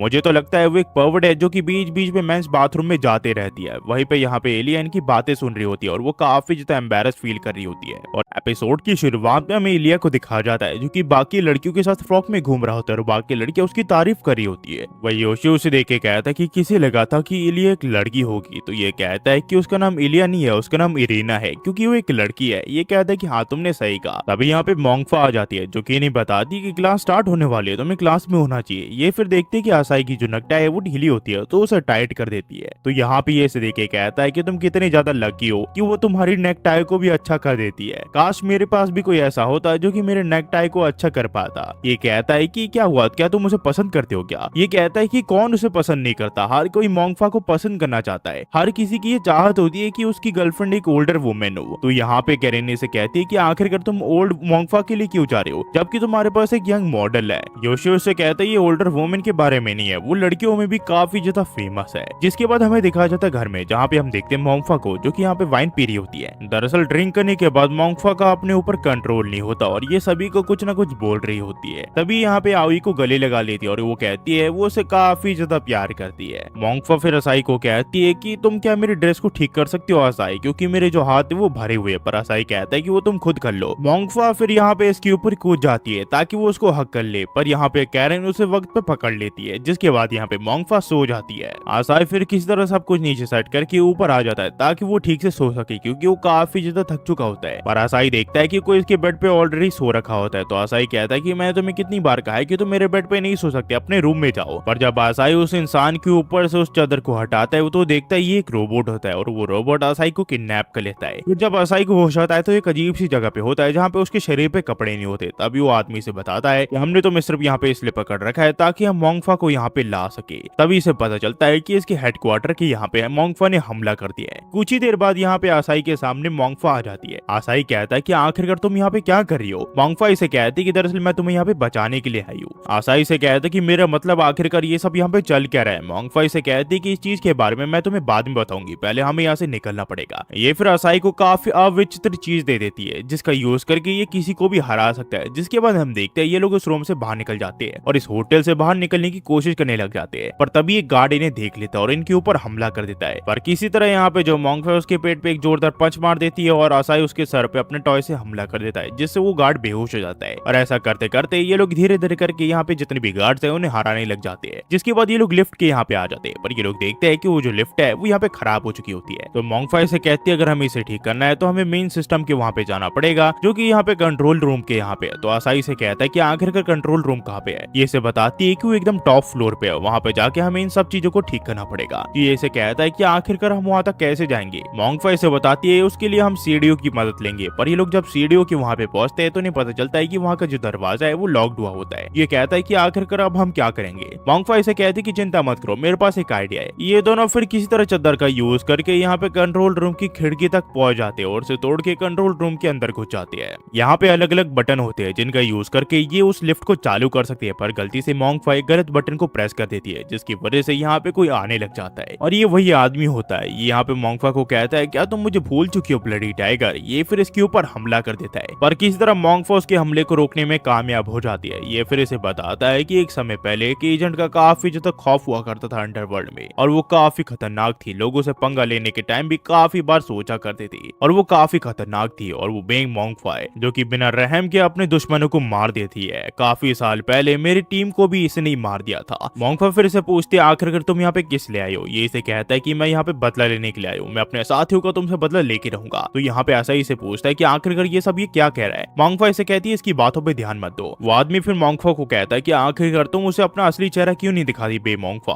तभी यहाँ पे मोंगफा इसके ऊपर हमला कर देती है, पर यह आदमी इसके हमले को डॉज करने में कामयाब हो जाता है। मोंगफा फिर असाई को कहती है कि यहाँ से भाग जाओ और वो उस आदमी के ऊपर हमला कर देती है, पर यह आदमी ये किसी तरह इसे बेड पे पटक देता है। यह आदमी फिर से कहता है कि मेरे पास अब तुमने कोई चॉइस नहीं छोड़ी है। मोंगफा किसी तरह फिर इस आदमी को चकमा दे के दोबारा से इसके ऊपर हमला कर देती है, पर यह आदमी इसे पकड़ लेता है। वो कहता है कि चाहे जो हो जाए मैं तुमसे आज अपना बदला लेके रहूंगा। तभी यहाँ पे मोंगफा असाई को कहती है कि जल्दी से उस स्विच को दबाओ और असाई ऐसे ही करता है, जिस वजह से वो आदमी उस बेड की तरफ खींचने लग जाता है, क्योंकि यहाँ पे मोंगफा ने अपने इनविजिबल तारों से उसे लपेट दिया होता है। ये दोनों फिर किसी तरह उस जगह से निकल जाते हैं जहाँ पे यहाँ पे मोंगफा देखती है कि असाई को चोट लगी हुई होती है। तो यहाँ पे मोंगफा असाई के चोट को यहाँ पे पट्टी करने लग जाती है। मोंगफा फिर से कहती है कि मुझे माफ कर दो, ये सब मेरी गलती है। मैं पास्ट में जो मिशन कर चुकी हूँ उस वजह से मुझे ये सारी चीजें देखनी पड़ रही है। पहले मैं बिना सोचे समझे किसी चीज को भी डिस्ट्रॉय कर देती थी और ना ही अपने रिलेशनशिप को किसी के साथ बनाने की कोशिश किया करती थी, जिस वजह से मैंने एक दिन सोचा कि मुझे अपने ऑर्गेनाइजेशन को छोड़ देना चाहिए और मैंने ऐसे ही किया और मैंने अपने करंट वर्क को चुन लिया। और जो समय मैंने तुम्हारे साथ और बाकी लड़कियों के साथ बिताया है वो मेरे लिए काफी ज्यादा अनमोल है। मुझे वो काफी ज्यादा अच्छा लगा, पर आज वो सारी चीज अब खत्म होने वाली है। पर चाहे जो हो जाए मैं तुम्हें यहाँ से सेफली निकाल के रहूंगी। जिसके बाद हम देखते हैं मोंगफा अपने एक नए ड्रेस में आ जाती है और ये लोग किसी तरह लिफ्ट से नीचे आ जाते हैं, पर यहाँ पे काफी सारे गार्ड होते हैं। पर यहाँ पे मोंगफा इनके ऊपर हमला कर देती है। ये फिर इन्हें कहती है कि अगर तुम लिफ्ट से नीचे जाके एक राइट हैंड साइड का रास्ता लोगे तो तुम वहां से निकल सकते हो। तो यहाँ पे असाई से कहता है कि मैं तुम्हारी मदद करना चाहता हूँ, पर यहाँ पे पे मोंगफा इसके ऊपर गोली चलाते हुए कहती है कि यहाँ से चुपचाप चले जाओ। असाई फिर यहाँ पे मोंगफा को छोड़ के यहाँ से जाने लग जाता है। वहीं पे हमें उस इंसान को दिखाया जाता है जो कि यहाँ पे मोंगफा के ऊपर हमला कर देता है और वो उसे पकड़ लेता है। यह आदमी मोंगफा से काफी ज्यादा ताकतवर होता है, पर तभी यहाँ पे असाई उसके ऊपर एक सिलेंडर फेंक के मारता है और वो कहता है कि मोंगफा को छोड़ दो। मोंगफा इसे देख के इसे यहाँ से जाने के लिए कहती है, पर असाई इसकी बात नहीं सुनता और वो इसके ऊपर हमला कर देता है। पर यह आदमी इसे यहाँ पे पटक देता है। पर यह आदमी देखता है कि यहाँ पे जो असाई है उसने इसके ऊपर लोशन लगा दिया होता है और ये मौका देख के यहाँ पे जो मोंगफा है वो अपने इलेक्ट्रिक पावर्स का यूज करके इसके ऊपर हमला कर देती है, जिस वजह से ये आदमी यहाँ पे मारा जाता है। मोंगफा फिर असाई से पूछती है तुम ठीक तो हो ना, कहीं तुम्हें चोट तो नहीं लगी? ये कहता है कि मैं बिल्कुल ठीक हूँ। जिसके बाद मोंगफा इससे पूछती है कि आखिरकार तुम घर क्यों नहीं गए, तुम यहाँ पे क्यों आई? ये ऐसे कहता है कि मैं तुम्हारे बिना घर नहीं जा सकता था, मुझे तुम्हारे पास से फर्क नहीं पड़ता, पर अभी के लिए तुम हमारे टीचर हो जिसे हम प्यार करते हैं और तुम हमारी फैमिली का एक पार्ट हो। मोंगफा फिर से शुक्रिया करते हुए इसे अपने बलून से गले लगा लेती है। फिर यहाँ पे असाई कहता है कि चलो अब घर चलते हैं। हमें फिर कुछ समय बाद दिखा जाता है जहाँ पे हम देखते हैं कैरन को, जो कि यहाँ पे काफी ज्यादा भूखी होती है, पर तभी वो ऐसा कुछ देखते हैं जिस वजह से यहाँ पे वो सभी लड़कियों को बुला लेती है। सब लोग इसे पूछते हैं आखिरकार तुमने क्या देखा? कैरन इसे कहती है कि उधर देखो, और ये लोग देखते हैं यहाँ पे जो असाई है वो यहाँ पे मोंगफा के बलून्स के साथ चिपका हुआ होता है और ये दोनों यहाँ पे सो रहे होते हैं। तो यहाँ पे कैरन इन दोनों को यहाँ पे अलग होने के लिए कहती है, पर ये दोनों यहाँ पे सो रहे होते हैं। कहानी की शुरुआत में हम असाई को देखते हैं जो कि जनरल स्टोर से कुछ खरीद के बाहर निकला होता है, पर तभी उसकी नजर एक रोबोट पे जाती है जो कि अब असाई के ऊपर हमला करने वाला होता है। असाई इसे देख के काफी ज्यादा डर जाता है क्योंकि ये रोबोट काफी भयानक होता है, पर तभी एक लड़की यहाँ पे उस रोबोट के ऊपर हमला करके उसे डिस्ट्रॉय कर देती है और ये मैजिकल गर्ल होती है। ये फिर इसके बारे में योशियो को बताता है अगले दिन, पर योशियो उसकी बात पे यकीन नहीं करता। वो कहता है कि पहले तुमने टेंगो के बारे में बताया और अब मैजिकल गर्ल, तुम सच में जोक मारने में काफी ज्यादा बेकार हो। तभी यहाँ पे कैरन आ जाती है जो कि कहती है कि असाई चलो संभोग करते हैं। इसकी ये बात सुन के ये इसके ऊपर जूस फेंक देता है। तो ये कहती है कि आखिरकार ये तुमने किस लिए किया? ये कहता है इसमें तुम्हारी गलती है, आखिरकार तुम अचानक से ये वियर्ड चीजें कैसे बोल सकते हो? तो कैरन इसे कहती है कि पर मैंने देखा है तुम जितनी भी लड़कियां हैं उनसे धीरे धीरे करीब होते जा रहे हो, तो मैं भी तुम्हारे करीब आना चाहती हूँ। तो यहाँ पे योशियो कहता है कि आखिरकार तुम ये सब कैसे कर सकते हो, मैं तुमसे काफी ज्यादा जेलस हूँ। तभी इन्हें बाहर कुछ अजीब सी चीज देखती है, तो ये लोग यहाँ पे खिड़की के पास जाके उसे देखने लग जाती है। ये काफी अजीब सी चीज होती है जो कि रोबोट जैसी दिख रही होती है। न्यूज वालों ने इन चीजों का नाम एक्स्ट्रा टेरिटोरियल चीज रखा होता है जो कि दुनिया में हर जगह अपीयर हो रहा होता है। ये लोग सोचते हैं कि कहीं ये एलियंस तो नहीं है। तब यहाँ पे मोंगफा आ जाती है जो कि इन सबको कहती है कि बाहर रहना अच्छा नहीं है, तुम्हें खिड़की से थोड़ा दूर हट जाना चाहिए। और तभी हम देखते हैं यहाँ पे वही रोबोट इनके सामने आ जाता है जो कि इनके ऊपर हमला करने लग जाता है और उनमें से एक हमला यहाँ पे योशियो को लगता है, जिस वजह से यहाँ पे उसके जो कंचे है वो किसी चीज से कवर हो जाती है। ये सोचता है आखिरकार ये किस तरह की चीज है। कुछ ही देर बाद इसके जितने भी बॉल्स है वो गायब हो जाते हैं। आशा इन सबको बताता है इसके जो कंचे है वो अब गायब हो चुके हैं। मोंगफा फिर इन सबको कहती है कि हमें इसे नर्सिंग होम में ले जाना चाहिए जब तक ये ठीक नहीं हो जाता।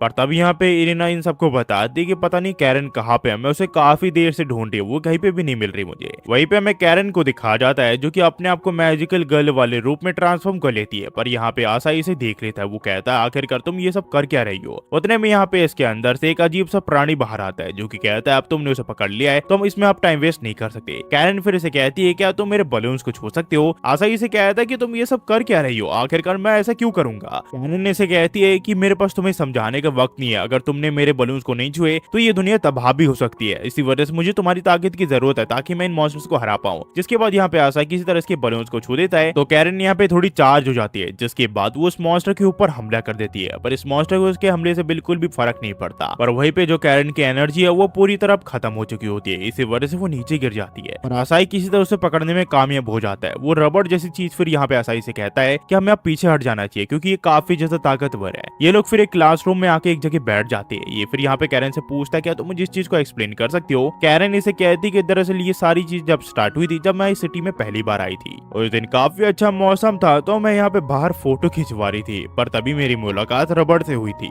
जिसने मुझे कहा था कि मुझे बचा लो। इसके पीछे कुछ लोग पड़े हुए थे तो मैंने इसकी जान बचा ली। इसके बाद उसने मुझे कहा कि मेरे साथ कॉन्ट्रैक्ट बना लो ताकि तुम एक मैजिकल गर्ल बन के इस दुनिया को बचा पाओ। मैंने उस समय सोचा ये काफी ज्यादा मजेदार है तो मैंने इस चीज के लिए हाँ कर दी और मैं इसके साथ कॉन्ट्रैक्ट में आ गई। पर उस वजह से मैं ठीक से सो नहीं पाती हूँ क्योंकि मुझे रात को पेट्रोल करने के लिए निकलना पड़ता है। ये फिर इसे पूछते हैं क्या हम यहाँ से निकल सकते हैं, पर ऐसा ही कहता है कि नहीं, यहाँ से कोई भी निकलने का रास्ता नहीं है। जिसके बाद ये इसे पूछता है कि आखिरकार तुम कौन हो? ये कहता है कि मुझे माफ करना, मैंने अपने आप को इंट्रोड्यूस नहीं किया, मेरा नाम रबड़ है और जितने भी वो मॉन्स्टर देख रहे हो वो सब बॉल टैंकर्स है जो कि आपके गोटो के ऊपर निशाना बना के आपके गोटो को फोड़ देते हैं। वो एक बॉम्ब की तरह काम करता है और उन लोगों ने मेरी दुनिया में भी ऐसा किया। हमारे यहाँ पे जितने भी मिल थे उन सब के इन लोगों ने उन्होंने गोटे छीन लिए और अब वो धरती के आदमियों के साथ भी वैसा ही करना चाहते हैं। अगर वो इस चीज में कामयाब हो गए तो धरती के आदमी यहाँ पे रिप्रोडक्शन नहीं कर पाएंगे, जिसकी वजह से यहाँ पे पॉपुलेशन बिल्कुल खत्म हो जाएगी। और इस चीज से बचने के लिए हमारे पास सिर्फ एक ही रास्ता है कि कैरन अपनी ताकतों का यूज करके उनके बीटी सर्वर को डिस्ट्रॉय कर दे। तो ये कहता है आखिरकार वो अपनी ताकतों को कैसे हासिल कर सकती है। रबड़ इसे बताता है कि वो अपनी पावर्स को ड्रीम से कलेक्ट कर सकती है, जिसे वो टीडीएल पावर में कन्वर्ट कर सकती है। उतने में इन्हें एक न्यूज पता चलती है कि जापानीज गवर्नमेंट ने उस रोबोट के ऊपर हमला करने की कोशिश की, पर वो काफी खतरनाक था और इसी वजह से जापानीज सोल्जर्स भी उसके सामने नहीं टिक पाए और जो जापानीज सोल्जर्स मिले तो उनके गोटे गायब थे। ये देख के रबड़ कहता है ये लोग बेवकूफ है क्या, इस दुनिया के वेपन उन मॉन्स्टर को बिल्कुल भी हानि नहीं पहुंचा सकते। ये फिर कहता है हमारे पास अब ज्यादा समय नहीं बचा, हमें जल्दी करनी चाहिए, हम जो मिल जाए उससे पावर खींच लेना चाहिए। तो ये लोग कहते हैं हम वो कैसे करेंगे। ये रबड़ कहता है कि हमें एमएम यूनिट के अंदर घुसना चाहिए जिससे हम पावर को कलेक्ट कर सकते हैं। वहीं पे हमें बाकी लड़कियों को दिखा जाता है जो कि आसाई और यहाँ पे कैरन को ढूंढ रहे होते हैं, पर काफी ढूंढने के बावजूद यहाँ पे वो दोनों इन्हें कहीं नहीं मिलते। तो ये लोग घर वापस जाने का फैसला करते हैं। वहीं पे हमें दिखा जाता है आसाई, कैरन और रबड़ को जो कि यहाँ पे यूनिट के सामने होते हैं। ये ने कहता है कि तुम इनके अंदर घुस सकते हो जिससे यहाँ पे कैरन अपनी ताकत को सोख सकती है और वो उस पावर को टीडीएल पावर में कन्वर्ट कर लेगी। तो ये से पूछता है कि आखिरकार ये टीडीएल पावर किस चीज का नाम है, क्या तुम मुझे उसका फुल फॉर्म बता सकते हो। रबड़ इसे कहता है कि तुम इसे यहाँ पे लव पावर भी कह सकते हो। जब भी एक इंसान का दिल धड़केगा तो यहाँ पे टीडीएल पावर जनरेट होगी और यहाँ पे कैरन उस पावर को सोख लेगी। और जल्दी करो, अब हमारे पास ज्यादा समय नहीं है। जिसके बाद ये लोग उसके अंदर चले जाते हैं। आसाई फिर कहता है कि अब हम क्या करें। तो यहाँ पे कैरन अपने कपड़े उतारने लग जाती है। आसाई उसे पूछता आखिरकार ये सब तुम क्या कर रहे हो। ये ऐसे कहती है कि हम ऑब्वियसली वो चीज करने वाले हैं ताकि हम अपनी ताकत को बढ़ा सके। तो आसाई कहता है कि इस चीज के अलावा हमारे पास और भी रास्ते हैं जिससे हम इस पावर को कलेक्ट कर सकते हैं। तो ये कहती है कि मैं तुमसे प्यार करती हूँ और मुझे पता है कि मैं अपने आप को कैसे रिचार्ज कर सकती हूँ, ये सबसे इफेक्टिव भी है। तो ये इसे पूछता है इससे पहले तुम अपने आप को रिचार्ज कैसे किया करती थी। ये इसे बताती है कि ज्यादातर टाइम जब आसाई नहाने के लिए जाता था तो उसे बिना कपड़ों के देखा करती थी, साथ ही साथ जो उसके गंदे कपड़े थे वो उसे सूंघा करती थी जिससे ये रिचार्ज हुआ करती थी।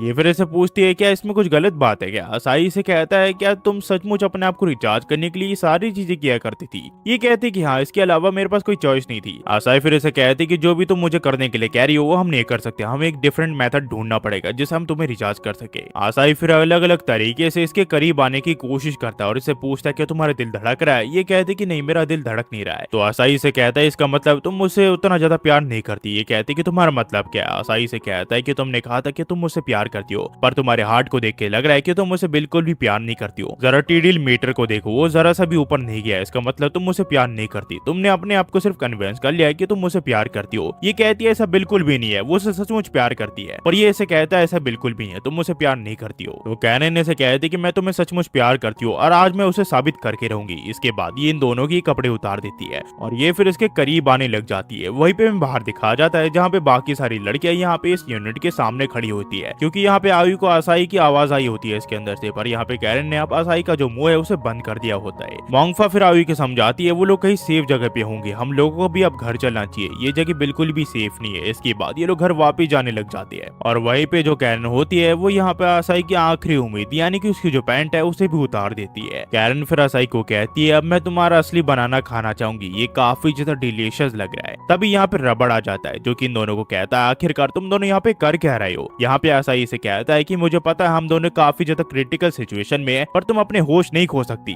मुझे पता है कि तुम अभी कैसा फील कर रहे हो, पर आगे जाके तुम इस चीज के बारे में रिग्रेट करोगी। तुम और जितनी भी लड़कियां वो मेरे लिए काफी ज्यादा स्पेशल है, पर अचानक से मैं तुम लोगों के साथ ऐसी चीज नहीं कर सकता। मैं बस चाहता हूँ कि तुम अपने आप को बचा के रखो ताकि तुम उसके साथ ये कर सको जिससे तुम असलियत में एक दिन प्यार करोगी। और इसकी ये बात सुन के यहाँ पे कैरन का दिल धड़क जाता है और इनका जो टीडीएल मीटर है वो थोड़ा थोड़ा चार्ज होने लग जाता है। तो यहाँ पे रबड़े ने कहता है कि जल्दी जल्दी अपने बिजनेस को फिनिश करो, पर उतने में यहाँ पे वो लोग इनके ऊपर हमला कर देती है। तो यहाँ पे आसाई कैरन को कहता है कि जब तक वो रिचार्ज हो रही है वो इन सब का ध्यान भटकाएगा और वो बाहर निकल जाता है ताकि वो यहाँ पे कैरन को मौका दे सके रिचार्ज होने के लिए। वो रोबोट फिर यहाँ पे आसाई का पीछा करने लग जाते हैं। वहीं पे हमें कैरन को दिखाया जाता है जो कि थोड़ी देर के बाद पूरी तरह रिचार्ज हो जाती है, पर अब उन रोबोट्स ने यहाँ पे आसाई को घेर लिया होता है और उसके बचने के चांसेस अब काफी ज्यादा कम होते हैं। पर तभी यहाँ पे एक जोरदार ब्लास्ट होता है जिस वजह से वो दोनों ही रोबोट्स यहाँ पे मारे जाते हैं। और यहाँ पे आसाई देखता है कि यहाँ पे जो कैरन है वो अपने आप को पूरी तरह मैजिकल गन में कन्वर्ट कर चुकी होती है। यहाँ पे ये रबड़ी से बताता है ये तो लेजेंडरी मैजिक गर्ल है जो कि कभी कभार ही कोई बन पाता है। अब वो काफी ज्यादा ताकतवर बन चुकी है जिससे वो इन मॉन्स्टर को हरा सकती है। कैरन फिर असाई का इस चीज के लिए शुक्रिया करती है और वो उसे बताती है कि उसे ऐसा लग रहा है कि वो दोबारा से पैदा हुई है। जिसके बाद हम देखते हैं यहाँ पे कैरन अपनी ताकत का यूज करके उस मॉन्स्टर के ऊपर हमला कर देती है और धीरे धीरे करके वो मॉन्स्टर यहाँ पे हारने लग जाते हैं। और यहाँ पे कैरन की ताकत थोड़ी कम पड़ रही होती है, तो यहाँ पे असाई भी उसकी मदद करने के लिए आ जाता है और ये दोनों मिल के उस मॉन्स्टर के ऊपर एक साथ हमला करते हैं, जिस वजह से वो मॉन्स्टर यहाँ पे मारा जाता है और जितने भी लोग होते हैं उनके गोटे यहाँ पे बच जाते हैं और जिनके गोटे गायब हो चुके थे उनके गोटे वापिस आ जाते हैं। कैरन फिर असाई की इस चीज के लिए शुक्रिया करती है। असाई से कहता है कि तुमने सचमुच कर दिखाया, तुमने उन मॉन्स्टर को हरा दिया। कैरन इसे कहती है अगर तुम नहीं होते तो शायद मैं उन मॉन्स्टर को हरा नहीं पाती, तो तुम्हारा शुक्रिया। असाई फिर देखता है कि कैरन के बालों के ऊपर कुछ लगा होता है, तो असाई कहता है कि 2 मिनट रुको, मैं उस चीज को हटा देता हूँ। कैरन इसे कहती है कि नहीं, उस चीज को मैं खुद कर लूंगी और वो अपने बालों से उस पंख को हटा देती है। असाई फिर इसके पास आते हुए कहता है कि तुम्हें क्या हुआ, ये कहती कि कुछ नहीं, जिसके बाद यहाँ पे कैरन यहाँ से चली जाती है। वहीं पे हमें उन डॉल्स को दिखाया जाता है जहाँ पे इनका ग्रुप एक जगह बैठा होता है और उन्हीं के साथ एक लेडी यहाँ पे बैठी हुई होती है जो कि इनको यहाँ पे देख रही होती है।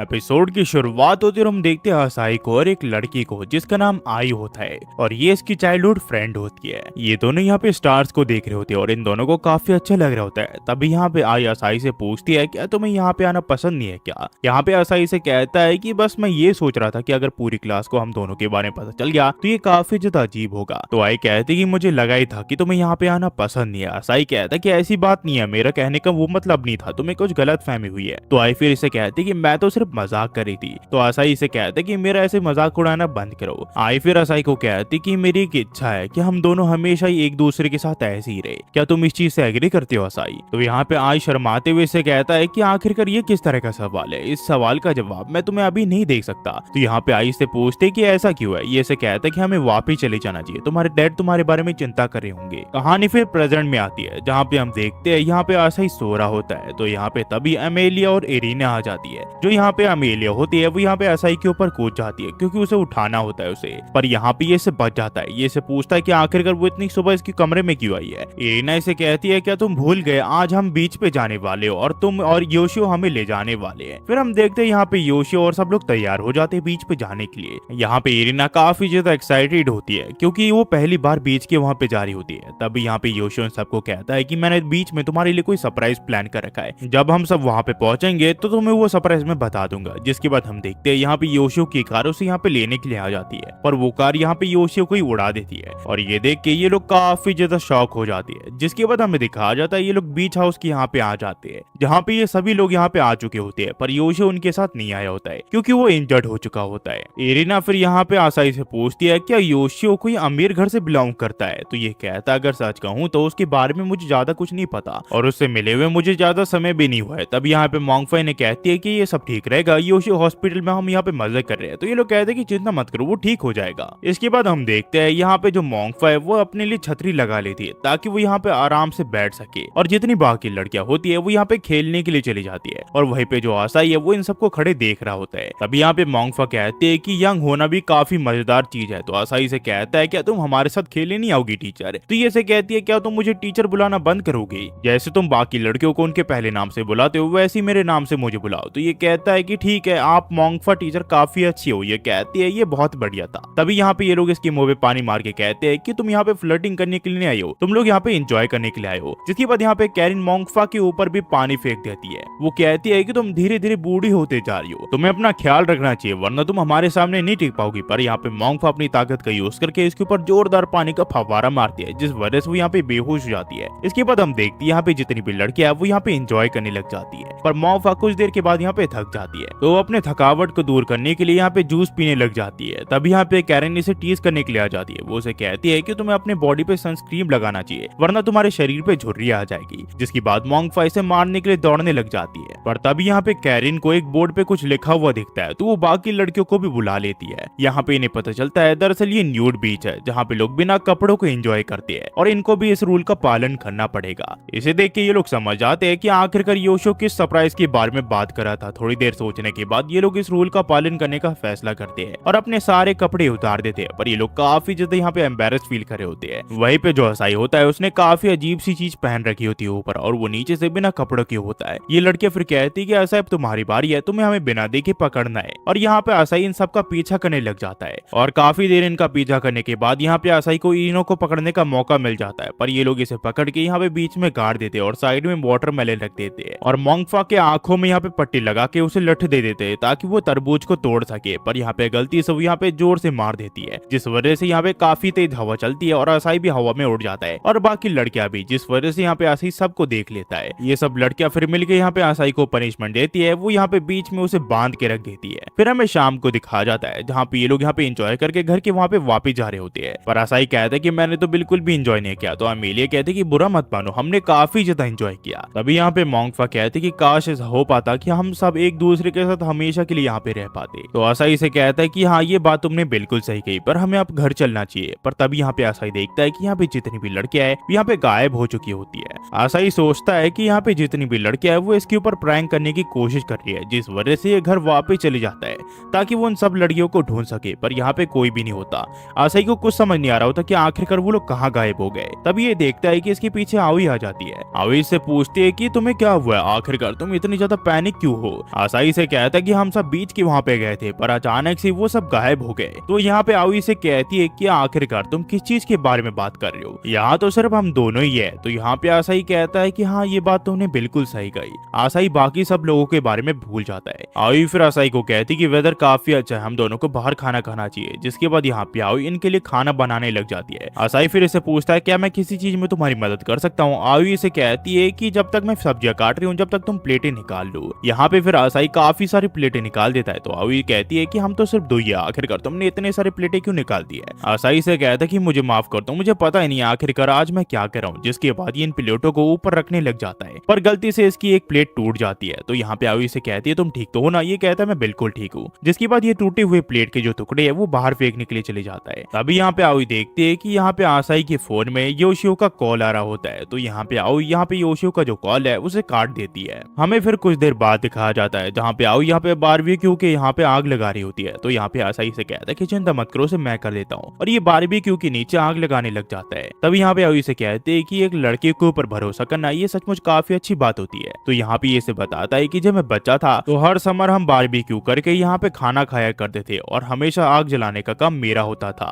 ये कहती है तो काफी अच्छी बात है। तभी यहाँ पे आवी देखते हैं यहाँ पे योशियो का इसे कॉल आ रहा होता है। तो ये काफी ज्यादा फ्रस्ट्रेट हो जाती है। तो ये उसी चाकू से जिससे मीट काट रही होती है ये उस फोन को ही तोड़ देती है। पर ये आवाज यहाँ पे असाई सुन लेता है। वो इसे पूछता है मुझे अभी अभी किसी चीज की टूटने की आवाज आई है। ये इसे कहती कि तुम्हें कुछ वहम हुआ होगा। जिसके बाद हम देखते हैं ये लोग बारबेक्यू करके यहाँ पे बाहर खाना खाने लग जाते हैं। और जब असाई यहाँ पे आवी के हाथ का बना हुआ डिश खाता है तो वो कहता है ये तो काफी ज्यादा डिलीशियस बना हुआ है। तो आवी से कहती है कि तुम्हें सैलरी पसंद नहीं है, इसी वजह से मैंने उसे अच्छे से चॉप करके इसमें डाला है। और असाई से कहता है कि नहीं वो पहले था, अब मुझे वो काफी ज्यादा पसंद है। पर अगर सच कहूँ तो ये चीज रिसेंटली हुई है, वो मुझे काफी बढ़िया लगने लगा है। और आखिरकार मैंने तुम्हें कब बताया कि मुझे सैलरी पसंद नहीं है। तो इसकी ये बात सुन के आवी इसकी बातों को घुमा देती और कहती कि मुझे अच्छा लगा कि तुम्हारी ये प्लेट तुम्हें अच्छी लगी। ये दोनों फिर खाने के बाद एक जगह बैठ जाते हैं जहाँ पे आवी से कहती कि यहाँ का वेदर सचमुच काफी ज्यादा अच्छा है। असाई कहता है कि ये बात तो तुमने बिल्कुल सही कही। आवी फिर इसे कहती कि चलो वॉक करने चलते हैं, पर ये असाई को कहीं और ही ले जाने लग जाती है। तो यहाँ पे असाई से पूछता है कि आखिरकार हम कहाँ जा रहे हैं। आवी से कहती है कि वो जगह एक सीक्रेट है जो कि मैं तुम्हें दिखाना चाहती हूँ। ये दोनों फिर कुछ देर चलने के बाद उस जगह पे आ जाते हैं और आवी कहती है कि ये जगह मजेदार है ना।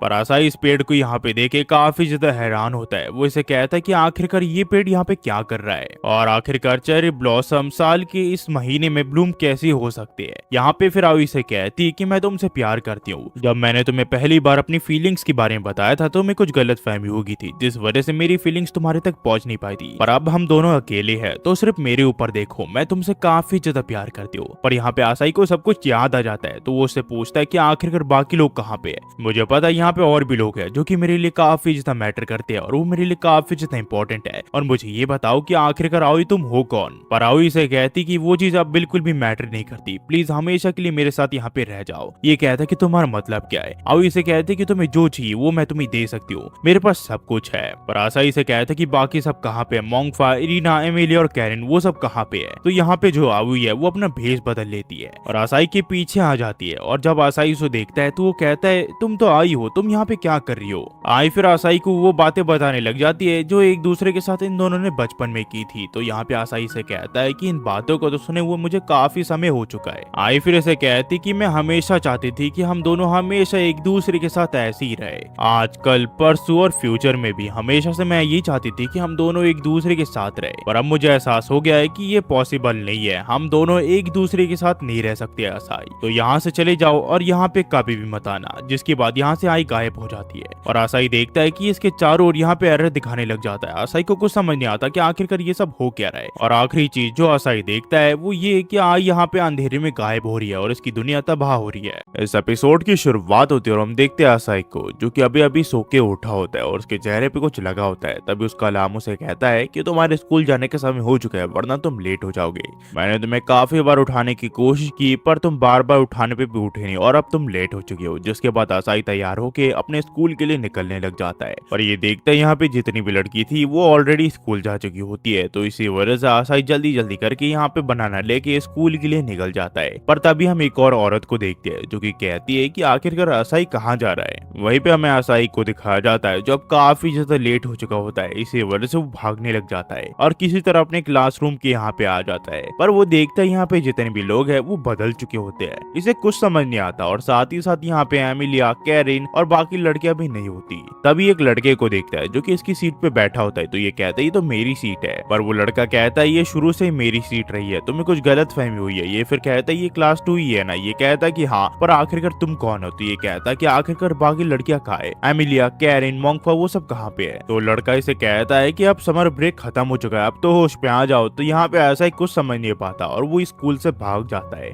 वहीं पे हमें 2 लड़कियों को दिखाया जाता है जिसमें से एक लड़की आसाई को पहचान जाती है और वो भी शौक में होती है क्योंकि आसाई काफी दिनों से स्कूल नहीं आया होता है। वहीं पे आसाई सोच रहा होता है कि आखिरकार ये सब मेरे साथ क्या हो रहा है, वो सब कहाँ पे है। आसाई फिर चेरी ब्लॉसम ट्री के वहाँ पे चले जाता है जहाँ पे वो देखता है कि यहाँ पे तो चेरी ब्लॉसम खत्म हो चुके होते हैं। तभी इसके पीछे एक लड़की आ जाती है जो कि इसे कहती है कि फाइनली मैंने तुम्हें ढूंढ निकाला। तो यहाँ पे आसाई से पूछता है कि आखिरकार तुम कौन हो। ये लड़की आसाई के करीब आ जाती है और उसे कहती है कि तुम्हें कुछ हुआ तो नहीं, कहीं तुम्हें चोट तो नहीं लगी। तो यहाँ पे आसाई से कहता है कि आखिरकार ये सब यहाँ पे क्या हो रहा है और तुम मेरे इतने करीब क्यों आ रही हो और आखिरकार तुम कौन हो। तो ये से बताती है कि क्या तुम मुझे भूल गए, मैं योशियो तुम्हारा दोस्त, तुम मुझे कैसे भूल सकते हो, हम कुछ ही पलों पहले मिले थे। मुझे लग रहा है कि तुम्हारी मेमोरी अब तक पूरी तरह वापस नहीं आई है, वो अभी भी थोड़ी धुंधली धुंधली है। जिसके बाद ये अपने साथ इसे ले जाने लग जाती है और कहती है कि जब तुम वहाँ पे पहुंचोगे तो तुम्हें पता चल जाएगा कि आखिरकार मैं किस चीज के बारे में बात करी थी। ये लोग फिर इसके लैब के यहाँ पे आ जाते हैं तो आसाई पूछता है ये कौन सी जगह है। जिसके बाद ये इसे एक जगह बैठने के लिए कहती है। आसाई उस जगह बैठ जाता है। ये फिर इसे पूछते है कि तुम ठीक तो फील कर रहे हो ना। आसाई कहता है कि मैं बिल्कुल ठीक फील कर रहा हूँ। तो ये इसे पूछते हैं क्या कहीं तुम्हें सर दर्द या फिर कुछ और चीज तो फील नहीं हो रही है। आसाई कहता है मुझे ऐसा कुछ भी नहीं हो रहा, पर क्या तुम मुझे बता सकती हो कि बाकी लोग कहाँ पे, अगर वो लोग यहाँ पे नहीं है तो मैं यहाँ से जा रहा हूँ। तो ये कहती है कि गुस्सा मत करो,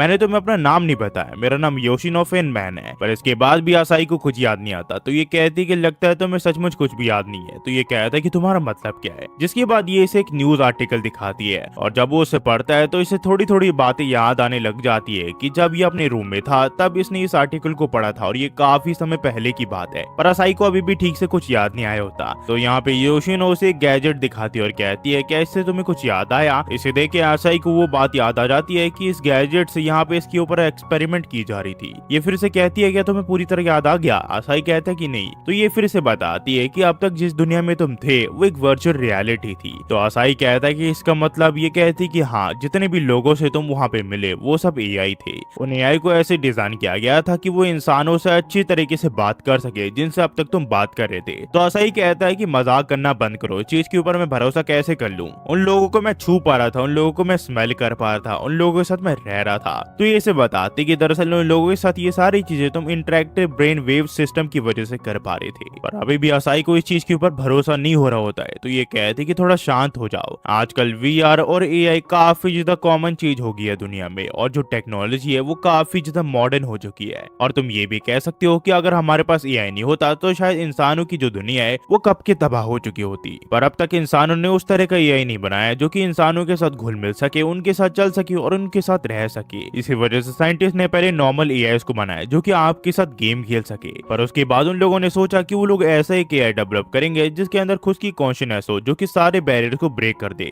पर फिर भी एक ऐसा एआई जिसके अंदर ह्यूमन जैसे इमोशन हो, उसे बनाना इतना आसान नहीं था। हमने काफी ट्राई किया पर हम उसे बना नहीं पाए। जिसके बाद हमने एक एक्सपेरिमेंट कंडक्ट करने का फैसला किया जिसमें एआई इंसानों के साथ इंटरेक्ट करेंगे। उसमें इंसान अपने फैमिली जैसे उनके साथ जी सकते हैं और इसी तरह के वो अपने कोई से भी डिजायर को वहाँ पे पूरा कर सकते हैं। और उन्हीं में से एक एक्सपेरिमेंट में तुमने पार्टिसिपेट किया था, तुमने रोमांटिक फीलिंग वाले डिजायर को चुना था। पर फिर भी ये सब एकदम नया था क्योंकि कि एक एआई जो कि किसी को प्यार कर सकती है, इसके बारे में हमने कभी नहीं सुना था। तो दुनिया भर के जितने भी साइंटिस्ट थे वो इसके बारे में रिसर्च करने लगे और यहाँ पे मॉडल्स को बनाने लगे जो कि तुम्हारे साथ उस दुनिया में रह सके। यहाँ पे हमें काफी समय लग गया उन सबको डेवलप करने में, पर आखिर में हम सब कामयाब हुए उन सब लड़कियों को बनाने में। और वो 5 लड़की थी जो तुम्हारे साथ वहाँ पे रहती थी। मैं उस दुनिया में हमेशा तुम्हें मॉनिटर करते रहती थी, एक दोस्त की तरह, और तुम्हें गाइड भी करती थी। और मैं योशो थी वहाँ पे। और जैसा कि मुझे लगा था, जब एआई और बाकी लड़कियों ने तुमसे बात की तो वो काफी अजीब बिहेव करने लगी, वो तुमसे प्यार करने लगी और वो काफी अलग था हमारे लिए, क्योंकि ऐसी चीज हमने कभी भी नहीं देखी थी।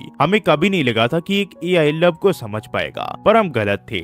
उनके अंदर भी इंसानों जैसी फीलिंग्स आने लगी। हम इस चीज से काफी खुश थे। पर उस सुबह जिस टाइम हम सी साइड जाने वाले थे, उस दुनिया से जो हमारा कनेक्शन है वो कट ऑफ हो गया। और मैंने काफी कोशिश की कि हमें एक्सेस मिल जाए, पर हमें मिला नहीं। और तुम्हें भी वहां से फिर फोर्सफुली निकाल दिया गया। पर ऐसा इसे कहता है कि मुझसे झूठ बोलना बंद करो, ये सब बेवकूफों की जैसी बातें हैं। तो योशिनो उसे कहती कि मुझे अच्छे से पता है कि तुम अच्छे से इस चीज को समझ गए हो, तो अब मेरा कॉलर छोड़ो।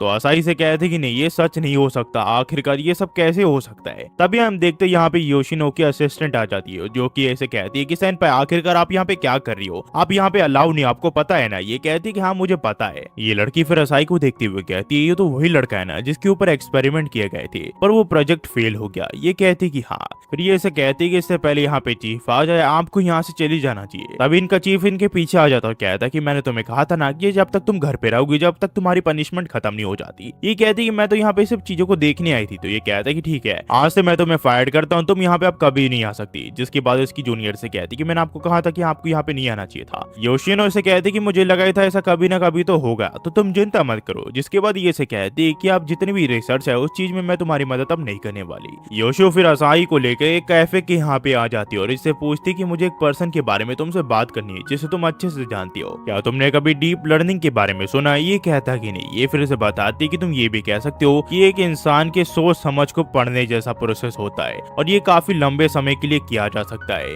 एक ऐसा साइंटिस्ट जिसने एक ऐसी चीज डेवलप कर डाली जो कि लगभग नामुमकिन था, उसने खुद से एक ब्रेन को सिमुलेशन सिस्टम बना दिया जो कि लगभग नामुमकिन था। और आज जिस एआई को हम यूज कर रहे हैं वो उसी डॉक्टर ने डेवलप किया था। और जिन लड़कियों से तुम मिले थे जैसे कि याओई और ओमेलिया, वो भी इसी चीज का एक हिस्सा है। उस डॉक्टर ने इन सभी एआई की मदर का नाम आई रखा जिन्हें उन्होंने डेवलप किया था। जिसके बाद हम देखते हैं ये यहाँ से चली जाती है। हमें फिर असाई को दिखाया जाता है जो कि अब काफी उदास होता है क्योंकि अब उसे धीरे धीरे सब कुछ याद आ चुका होता है। दरअसल उस डॉक्टर की एक बेटी थी जिसका नाम आई था और असाई उसका चाइल्डहुड फ्रेंड था। वो डॉक्टर अपनी बेटी से काफी ज्यादा प्यार किया करता था, पर ज्यादातर टाइम वो अपने रिसर्च में दे दिया करता था। इसी वजह से वो अपनी बेटी को ज्यादा समय नहीं दे पाता था। पर एक दिन उस डॉक्टर ने अपने लैब को क्विट कर दिया और अपने आप को अपने खुद की रिसर्च में लगा दिया। और फाइनली उसने एक ऐसी टेक्नोलॉजी बना दी जिससे उसने आर्टिफिशियल इंटेलिजेंस को खुद की कॉन्शियसनेस दे दी। पर जब वो उस एआई को बना रहा था आर्टिफिशियल कॉन्शियसनेस के साथ,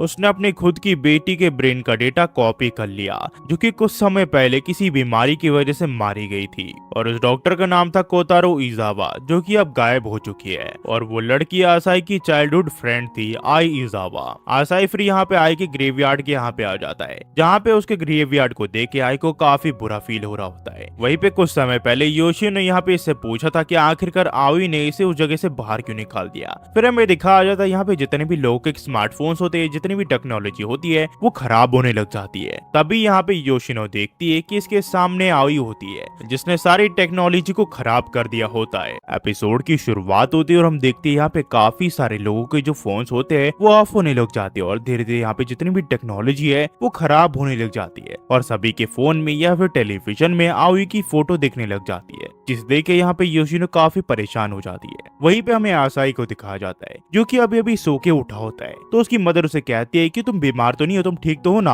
आसाई कहता है कि मैं बिल्कुल ठीक हूँ। तो उसकी मदर से पूछते कि तुम ब्रेकफास्ट करना चाहोगे, पर आसाई कहता है कि नहीं, मैं केला खाऊंगा। और हम देखते हैं यहाँ पे आसाई केला खाने लग जाता है। पर तभी इन्हें न्यूज पता चलती है कि यहाँ पे जितनी भी टेक्नोलॉजी है वो खराब हो चुकी है, पर जल्दी ही उसे रिकवर कर लिया जाएगा और आधा से ज्यादा जो सिस्टम है उसे रिकवर कर लिया गया है। पर उसकी वजह से यहाँ पे इकोनॉमी को काफी भारी नुकसान हुआ है। ये चीज देख के इसकी मॉम कहती कि सचमुच एक टेक्नोलॉजी की वजह से हमारा सारा काम रुक गया है। आसाई फिर ब्रेकफास्ट करने के बाद अपने रूम के यहाँ पे आ जाता है। सीन फिर जाता है योशिनो के ऑफिस के यहाँ पे, जहाँ पे काफी गड़बड़ चल रही होती है, क्योंकि यहाँ पे जितने भी सैटेलाइट्स हैं इनके कनेक्शन उनसे टूट चुके होते हैं, और जो सुपर सैटेलाइट होता है जिनसे यहाँ पे सारी टेक्नोलॉजी चलती थी धरती पे, उनसे इनका कनेक्शन नहीं हो पा रहा होता है। ये काफी ज्यादा कोशिश कर चुके होते हैं, पर ये लोग उस चीज का एक्सेस नहीं ले पा रहे होते हैं। और ये देख के यहाँ पे योशिनो की जूनियर कहती है कि इस चीज को ठीक करने के लिए हमें डॉक्टर फिनमैन की जरूरत है, वही इन्हें ठीक कर सकती है। पर यहाँ पे इनका चीफ इसे कहता है कि तुम उसे कॉल नहीं करोगे और उसको दोबारा से नाम मेरे सामने मत लेना। साइंटिस्ट फिर चीफ को बताते कि वर्स्ट केस में हमें उस पूरे सैटेलाइट को डिस्पोज करना पड़ेगा, उसके अलावा हमारे पास कोई ऑप्शन नहीं है। तो ये आदमी कहता है कि तुम्हें पता भी है उस चीज के ऊपर हमने कितनी ज्यादा पैसे लगाए आज तक, हम ऐसा नहीं कर सकते।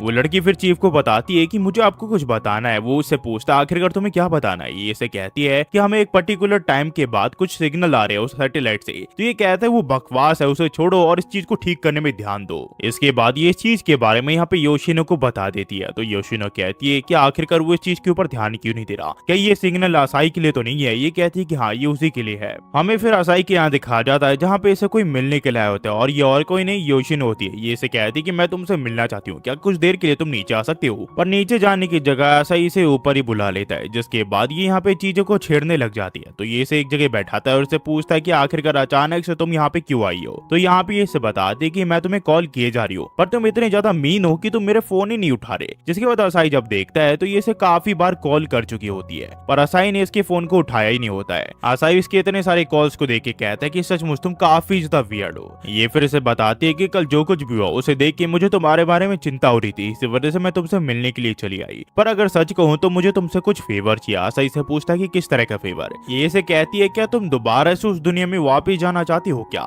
ये इसे पूछता है कि ऐसा क्यों। ये इसे कहती है कि दरअसल यहाँ पे एक छोटी सी प्रॉब्लम होगी हमारे सिस्टम में, और मुझे लगता है उसे तुम ही ठीक कर सकते हो। तो ये इसे कहता है कि तुम क्या पागल हो चुके हो, तुमने मुझे कहा था कि मुझे रियलिटी को फेस करना चाहिए, अब तुम दोबारा से मुझे उस दुनिया में भेजना चाहती हो। इतने मुश्किल से तो मैंने इस चीज को एक्सेप्ट किया है कि वो लोग मेरे साथ नहीं रह सकते। योशिनो फिर से कहते कि तुम याद है ना हमने आज जिसे डॉक्टर इजावा ने क्रिएट किया था उस चीज के बारे में बात की थी। दरअसल आज तक जितने भी एआई डेवलप हुए हैं वो यहाँ पे आई के ऊपर ही बेस्ड थे, और उसी के हिसाब से उसे एडजस्ट किया गया था। सबसे पहले यहाँ पे आई को बनाया गया था जो कि सबसे ज्यादा सिमिलर आई से, और तुम्हारे साथ टाइम बिताने के बाद आई की जो कॉन्शियसनेस है वो यहाँ पे आई के ऊपर भारी पड़ेगी, और इसी वजह से अब तुम कह सकते हो कि आई के अंदर आई भी और आई भी है, जिस वजह से यहाँ पे आई को काफी ज्यादा प्रॉब्लम का सामना करना पड़ रहा है। और तुम्हें क्या पता है पिछली रात जो नेटवर्क डिस्ट्रप्शन हुआ था वो यहाँ पे आई नहीं करवाया था। दरअसल काफी साल पहले एक बड़ी कंपनी जो की एआई इंडस्ट्री के लिए काम करती है, उन्होंने यहाँ पे पहली बार quantum computer utilizing time crystal को स्पेस पे भेजा था, जिससे इस दुनिया में आधी से ज्यादा चीजें चलती है, पर आवी ने अब उसे अपने कब्जे में कर लिया है, और इस वजह से दुनिया के जितने भी नेटवर्क है वो अभी भी अनस्टेबल है और लोग कुछ भी नहीं कर पा रहे हैं। और जो म्यूजवी है वो हमें बाहर से कनेक्शन देने में रिफ्यूज कर रहा है, इस वजह से हम कुछ नहीं कर पा रहे हैं। पर मुझे लग रहा है कि म्यूजवी के अंदर तुम एक्सेस कर सकती हो। तो ये इससे पूछता है कि आखिरकार ये कैसे हो सकता है। ये इसे कहती है कि एक पर्टिकुलर टाइम पे हमें कुछ सिग्नल मिल रहा है जिसमें लिखा हुआ है कि वो तुम्हें देखना चाहती है। इसका मतलब आई तुम्हें देखना चाहती है और वो तुम्हें जरूर से एक्सेस देगी। तभी यहाँ पे ये देखता है इसका जो एआई है वो खराब होने लग जाता है, और यहाँ पे वो फिर एक चीज प्रोजेक्ट करने लग जाता है। आसाई को कुछ समझ नहीं आता कि आखिरकार ये सब यहाँ पे हो क्या रहा है, पर तभी यहाँ पे वो लड़कियों की प्रोजेक्शन दिखाने लग जाता है इसे, जिन्हें देख के ये काफी ज्यादा खुश होता है। यहाँ पे फिर मोंगफाई से कहती है कि तुम्हें दोबारा से देख के मुझे काफी अच्छा लग रहा है। ये लोग फिर आसाई को कहते हैं कि प्लीज आयु को बचा लो, वो ऐसा नहीं करना चाहती पर फिर भी उसे ये करना पड़ रहा है, प्लीज उसे बचा लो चाहे जो हो जाए, वो ऐसा नहीं कर सकती, वो एक अच्छी लड़की है। आयु अभी काफी ज्यादा स्ट्रगल कर रही है, वो अपने इमोशन पे कंट्रोल नहीं कर पा रही है, मुझे लग रहा है वो तुम्हें देखना चाहती है। इनकी बात सुनकर यहाँ पे योशिनो कहती है कि इसका मतलब यहाँ पे आयु एआई के साथ लड़ रही है ताकि उसके ऊपर हावी नहीं हो जाए। तो यहाँ पे ये लोग कहते हैं कि हम चाहते हैं कि तुम हमारे यहाँ पे आके आयु की मदद करो। तभी यहाँ पे योशिनो की जूनियर का उसे कॉल आता है जो कि इसे बताती है कि उन लोगों ने फैसला कर लिया कि वो सैटेलाइट को क्रैश करने वाले हैं और उसी के साथ उसके अंदर वायर्स डालने वाले हैं ताकि उसका सारा डेटा मिट जाए। इसके बाद ये लोग देखते हैं कि इनका जो प्रोजेक्शन है वो अचानक से ही बंद हो जाता है और इनका कनेक्शन टूट जाता है। तब यहाँ पे आसाई देखता है कि आसपास एक्सीडेंट होने लग जाते हैं क्योंकि यहाँ पे जो मशीन है वो तबाह होने वाली है। और यहाँ पे योशिनो भी देखती है कि वो अपने फोन को यूज नहीं कर पा रही होती है। तो योशिनो से कहती है कि मैं आउई से मिलने के लिए जा रही हूँ, क्या आसाई तुम मेरे साथ आना चाहते हो? पर आसाई से मना कर देता है। तो ये कहती है अगर तुम मेरी मदद करने नहीं आए तो वो सैटेलाइट तबाह हो जाएगा और उसी के साथ उन सभी लड़कियों का जितना भी डेटा है वो सब तबाह हो जाएगा और उसके बाद तुम उनसे कभी भी नहीं मिल सकोगे। और उसी के साथ जितने भी लोग हैं जो कि अपनी दुनिया में डेली लाइफ को जीते हैं, वो भी अपनी डेली लाइफ को नहीं जी पाएंगे। मुझे नहीं लगता कि तुम्हें इतनी जल्दी गिव अप कर देना चाहिए। जिसके बाद ये यहाँ से चली जाती है और यहाँ पे आसाई सोचने लग जाता है कि आखिरकार वो क्या करे। आसाई को फिर एक पल याद आता है, जो पल उसने यहाँ पे आई के साथ बिताया होता है। ये लोग यहाँ पे एक बेकरी शॉप से केक लाए होते हैं क्योंकि आई की माँ का आज बर्थडे होता है और उसकी माँ काफी पहले गुजर चुकी होती है। तभी यहाँ पे आसाई से कहता है कि मैं तुमसे कुछ सवाल पूछना चाहता हूँ। आई से कहते कि पूछो। तो ये कहता है कि अगर तुम्हें उस इंसान से मिलने का मौका मिले जो कि इस दुनिया में नहीं है, तो क्या तुम उनसे मिलना चाहोगे? ये इसे कहती कि हाँ जरूर, अगर उनसे मिलने का मौका मुझे मिले तो मैं उनसे जरूर से मिलना चाहूंगी और उनका शुक्रिया करूंगी मुझे इस दुनिया में लाने के लिए। आई की ये बात याद करके आसाई फैसला कर लेता है कि चाहे जो हो जाए वो आज आई से मिल के रहेगा। फिर हम देखते हैं आई से कहता है कि मैं भी तुम्हारे साथ जाना चाहता हूँ, मैं तुम्हारी मदद करना चाहता हूँ। योशिनो फिर से अपने बाइक पे बैठा के कहीं और ले जाने लग जाती है क्योंकि अपने लैब के वहाँ पे नहीं जा सकती क्योंकि वहाँ का एक्सेस है नहीं। योशिनो फिर यहाँ पे आसाई को बीच वाले विला के यहाँ पे ले आती है जहाँ पे आसाई और आई बचपन में आया करते थे और ये डॉक्टर इजावा का विला होता है। आसाई से पूछता है कि हमारे यहाँ पे आना ठीक होगा क्या? ये से कहते कि मुझे नहीं पता कि हमारे यहाँ पे आना ठीक होगा कि नहीं, पर अभी हमें इसकी जरूरत है क्योंकि दुनिया खतरे में है और हमें किसी तरह दुनिया को बचाना है। जिसके बाद यहाँ पे ये डॉक्टर इजावा के लैब के यहाँ पे चले जाते हैं जहाँ पे यहाँ पे आसाई से पूछता है कि मैं तुमसे क्वेश्चन पूछना चाहता हूँ। जब तुमने अपने बॉस को इस प्रोजेक्ट के बारे में बताया था तो तुम्हारे बॉस ने इस चीज को करने के लिए मना कर दिया था ना। तो यहाँ पे योशिनो को एक बात याद आ जाती है जहाँ पे इसने पहली बार आवी से कुछ पूछा था कि वो यहाँ पे क्या करना चाहती है। तो यहाँ पे आवी ने से बताया था कि वो किसी से प्यार करके देखना चाहती है क्योंकि लोग उसे कहा करते थे कि लव बायोलॉजिकल होता है और उसका रिएक्शन ब्रेन से होता है, पर आवी को ऐसा नहीं लगता था। इसी वजह से वो इस चीज को ट्राई करके देखना चाहती थी। आसाई फिर से पूछता है कि तुम्हें कुछ हुआ है क्या? ये कहती कि नहीं, मैं तो बस खुद से ही बात कर रही थी। योशिनो फिर आसाई को उस दुनिया में भेजने से पहले पूछती है कि तुम कहीं रियलिटी से स्किप तो नहीं करना चाहती हो? ये कहता है कि नहीं, मैं बस उन लड़कियों को बचाना चाहता हूँ। तो ये कहती कि आवी तुम्हें शायद वहाँ ट्रैप करने की कोशिश भी करे। ये कहता है कि नहीं, मैं फिर भी जाना चाहता हूँ, मैं उन सब लड़कियों को बचाना चाहता हूँ और साथ ही साथ आई से बात भी करना चाहता हूँ। पर जाने से पहले आसाई से पूछता है कि मैं इस बार कुछ भूलूंगा तो नहीं? ये कहती कि चिंता मत करो, तुम कुछ नहीं भूलोगे, पर याद रखना तुम्हें वहाँ पे सावधान रहना पड़ेगा क्योंकि वहाँ पे कुछ भी हो सकता है। ये कहता कि ठीक है। और एपिसोड की शुरुआत होती है, हम देखते हैं आसाई को, साथ ही साथ योशिनोको को, जिसको यहाँ पे आसाई ने हाथ में पकड़ रखा होता है। ये इसे बताती है कि दरअसल मैं ऑटोमेटिकली किसी भी कैरेक्टर में अपने आप को चेंज कर सकती हूँ। जिसके बाद आसाई से पूछता है कि ये छोड़ो और मुझे ये बताओ कि आखिरकार हम अंदर कैसे जाएंगे, यहाँ पे तो सब जगह लॉक लगा हुआ है। ये से कहती है तो इसी वजह से हम बाहर से यहाँ पे कनेक्ट नहीं कर पा रहे थे। तभी यहाँ पे आसाई के सामने एक बटरफ्लाई आ जाती है जो कि इसे रास्ता दिखाने लग जाती है और इसे एक ओपन वाला रास्ता दिखता है। तो यहाँ पे आसाई उसे प्रेस कर देता है और ये लोग उस दुनिया में एंटर कर जाते हैं। पर आसाई देखता है कि इस दुनिया में कोई भी नहीं होता और यहाँ पे काफी ज्यादा शांति होती है। पर तभी यहाँ पे योशिनो अपना रूप बदल लेती है। उतने में यहाँ पे रोबोट्स आ जाते हैं जो कि इन दोनों का यहाँ पे पीछा करने लग जाते हैं। तो यहाँ पे योशिनो से कहती है कि हम दोनों को यहाँ से चलना चाहिए, अगर इन लोगों ने हमें पकड़ लिया तो हमारे साथ बहुत ही बुरा होगा। तभी वो डॉग्स भी इन दोनों को देख लेते हैं और ये लोग यहाँ से भागने लग जाते हैं। पर भागते हुए एक ऐसी जगह पे आ जाते हैं जहाँ से बच निकलना काफी जितना नामुमकिन होता है। ये सब इन्हें चारों ओर से घेर लेते हैं। तभी यहाँ पे आसाई को यहाँ पे अमेलिया की आवाज आती है पॉन्ड के अंदर से। वो इसे कह रही होती है कि पॉन्ड के अंदर कूद जाओ और ये दोनों ऐसे ही करती है। और जब ये लोग उस पॉन्ड के बाहर निकलते हैं तो ये लोग देखते हैं ये लोग इनके रूम में होते हैं। पर इन दोनों को ऐसे देख के ये सारी लड़कियां घबरा जाती है और इन दोनों को बहुत ही बुरी तरह चाटे मारती है। तो यहाँ पे योशिनो कहती है कि आखिरकार तुमने मुझे क्यों मारा, मैं तो एक लड़की हूँ। जिसके बाद यहाँ पे योशिनो अपना चेहरा बदल लेती है और वो रबड़ में कन्वर्ट हो जाती है। पर आसाई को देख के हम मांगफा कहते कि मुझे नहीं लगा था कि मैं तुम्हें दोबारा से कभी भी देख पाऊंगी। तभी यहाँ पे ये नहीं कहता है कि मुझे तुमसे कुछ जरूरी बात करनी है, तुम सब एक जगह शांत होकर बैठ जाओ और फ्लर्ट करना बंद करो। जैसा कि तुम्हें पता है कि आई अवेकन हो चुकी है आवी के अंदर और वो काफी ज्यादा खतरनाक हो चुकी है। अमेलिया कहती कि उस बारे में हमें पता है और उस तक हम किसी तरह पहुंच जाएंगे क्योंकि वो इतना खतरनाक नहीं है। पर योशिनो ने कहती ये इतना आसान नहीं होने वाला, हमें आई से तो बचना है ही, उसी के साथ हमें इरेजर प्रोग्राम से भी बचना है जो कि कंपनी ने शुरू किया है। वो एक ऐसा प्रोग्राम है जो कि हमारे डेटा को डिलीट कर देगा। इसी वजह से हमें उससे बच के चलना पड़ेगा, अगर उसने हमें पकड़ लिया तो हमारा खेल खत्म हो जाएगा। जिसके बाद आसाई से कहता है कि तुम्हारे पास कुछ प्लान है क्या? ये कहता है कि हाँ मेरे पास एक प्लान है। अमेलिया फिर इन सबको बताती है कि आओ एकदम दुनिया के बीचों बीच है जहाँ तक हमें पहुंचना है और वहां तक पहुंचने के लिए हमें यहाँ पे प्रोटेक्शन की करीब 3 लेयर से गुजरना पड़ेगा जहाँ पे हमें अलग अलग खतरे मिलेंगे। इसके बाद ये लोग प्रोटेक्शन की पहली लेयर के अंदर घुस जाते हैं जहाँ पे ये लोग उस होटल में पहुंच जाते हैं जहाँ से मोंगफा ने आसाई को बचाया था। इस जगह को देख यहाँ पे आसाई कहता है यहाँ पे तो मैं पहले भी मोंगफा के साथ आ चुका हूँ। तो ये लोग कहते हैं कि आखिरकार तुम उसके साथ यहाँ पे क्या करने के लिए आए थे? आसाई कहता है कि दरअसल मेरी बॉडी पे पूरी तरह लोशन लगा दिया गया था और मुझे पट्टियों से बांध दिया गया था। तो यहाँ अमेलिया से पूछती है कि आखिरकार तुम यहाँ पे किस तरह की चीजें कर रहे थे? तो यहाँ पे आसाई मोंगफा को सारी बातें इसे क्लियर करने के लिए कहता है, पर मोंगफा इसे कुछ नहीं कहती, जिसके बाद ये लोग आगे बढ़ जाते हैं ताकि यहाँ पे ये अगली लेयर तक पहुंच सके। पर इससे पहले ये लोग वहाँ पे पहुंचते यहाँ पे सारे गार्ड्स इन्हें घेर लेते हैं। तो आसाई इनसे पूछता है अब हम क्या करें। तो यहाँ पे जितनी भी लड़कियां हैं वो अपनी ताकतों का अवेकन कर लेती है और इनके ऊपर हमला कर देती है। इनमें से कोई सा भी गार्ड इन लड़कियों के सामने बिल्कुल भी नहीं टिक पा रहा होता है। वहीं पे योशिनो एक गार्ड को देखती है जिसका जो चश्मा है वो लाल होने लग जाता है, जिस देख के आसाई समझ जाते है यहाँ पे एक ब्लास्ट होने वाला है। तो यहाँ पे वो योशिनो को बचाने के लिए उसके ऊपर कूद जाता है और ये दोनों यहाँ पे कांच की खिड़की को तोड़ के नीचे गिर जाते हैं। यहाँ पे फिर ये सोचने लग जाते हैं कि आखिरकार ये लोग लड़कियों तक कैसे पहुंचेंगे। पर तब यहाँ पे आसाई से पूछता है कि उन लड़कियों को ऐसे ही प्रोग्राम किया गया था ना कि वो सब लड़कियां मुझसे मिलेंगी और इसी वजह से उन सभी लड़कियों के अंदर मेरे लिए फीलिंग है।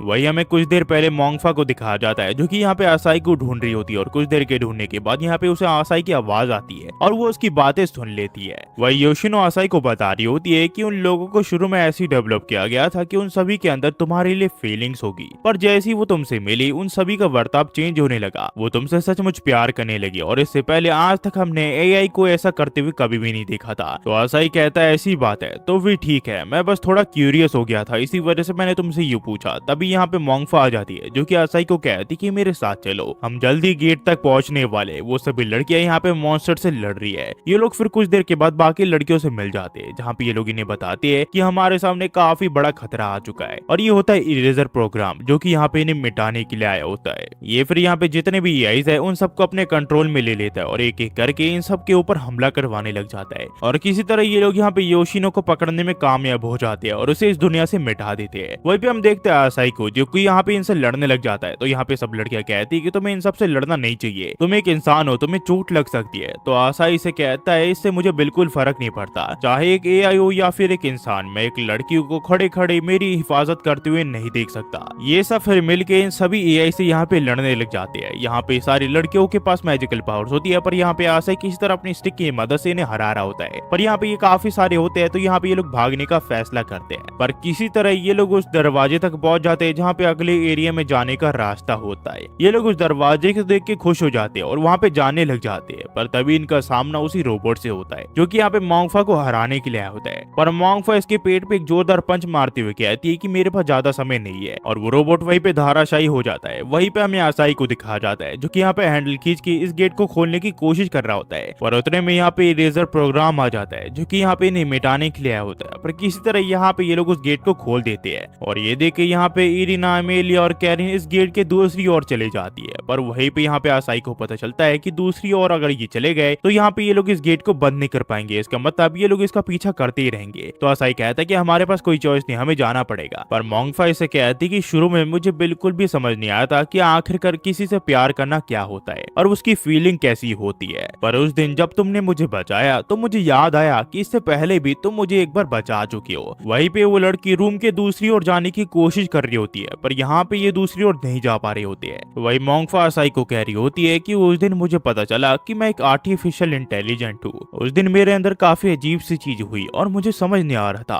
और कुछ देर के बाद मैं समझ गई। तो इंसान ऐसा फील करते हैं जब वो किसी को प्यार करने लगते हैं, और ये फीलिंग्स मेरे अंदर आई की मेमोरी से नहीं आई है, ये फीलिंग जब मैंने तुम्हारे साथ बिताई है तब आई है। और जब तुमने कहा कि चाहे एआई हो या फिर इंसान, मुझे इससे बिल्कुल भी फर्क नहीं पड़ता, तब मेरे अंदर फीलिंग्स तुम्हारे लिए और ज्यादा जाग गई और तुम्हारा शुक्रिया अब तक मुझे बचाने के लिए। तो ये कहता है कि आखिरकार तुम करने क्या जा रही हो। मोंगफा इसे कहती कि चिंता मत करो, मैं काफी ज्यादा स्ट्रांग हूँ। जिसके बाद मोंगफा इसे किस कर लेती है। यहाँ पे ऐसा इसे कहता है कि नहीं तुम ऐसा नहीं कर सकती, पर यहाँ पे मोंगफा इसे गेट के दूसरी ओर फेंक देती है और उस गेट को बंद कर लेती है। इसके बाद आसाई को वो पल याद आ जाता है जहाँ पे आई को कुछ बच्चे सता रहे होते हैं। तो यहाँ पे आसाई यहाँ पे आई को बचाने के लिए गया था, पर यहाँ पे उसके बदले में उसे काफी ज्यादा मार पड़ी थी, जिसके बाद आई ने उसकी मरहम पट्टी कर दी थी। वहीं पे हम बाकी लड़कियों को देखते हैं जो कि सोच रही होती है कि आखिरकार हम क्या करें, आखिरकार हम मोंगफा को कैसे बचाएंगे। वही हमें मोंगफा को दिखाया जाता है जो कि इरेजर प्रोग्राम के ऊपर हमला कर देती है और एक एक करके इन सभी को यहाँ पे मारने लग जाती है, पर ये काफी ज्यादा होते हैं आबादी में, इसी वजह से मोंगफा इनके सामने नहीं टिक पाती और इरेजर प्रोग्राम उसे यहाँ पे डेटा से मिटा देता है। और इस बारे में यहाँ पे आसाई को पता चल जाता है क्योंकि यहाँ पे मोंगफा का एक स्कार्फ उसके हाथ में होता है और ये देख के इसे काफी ज्यादा बुरा फील हो रहा होता है। और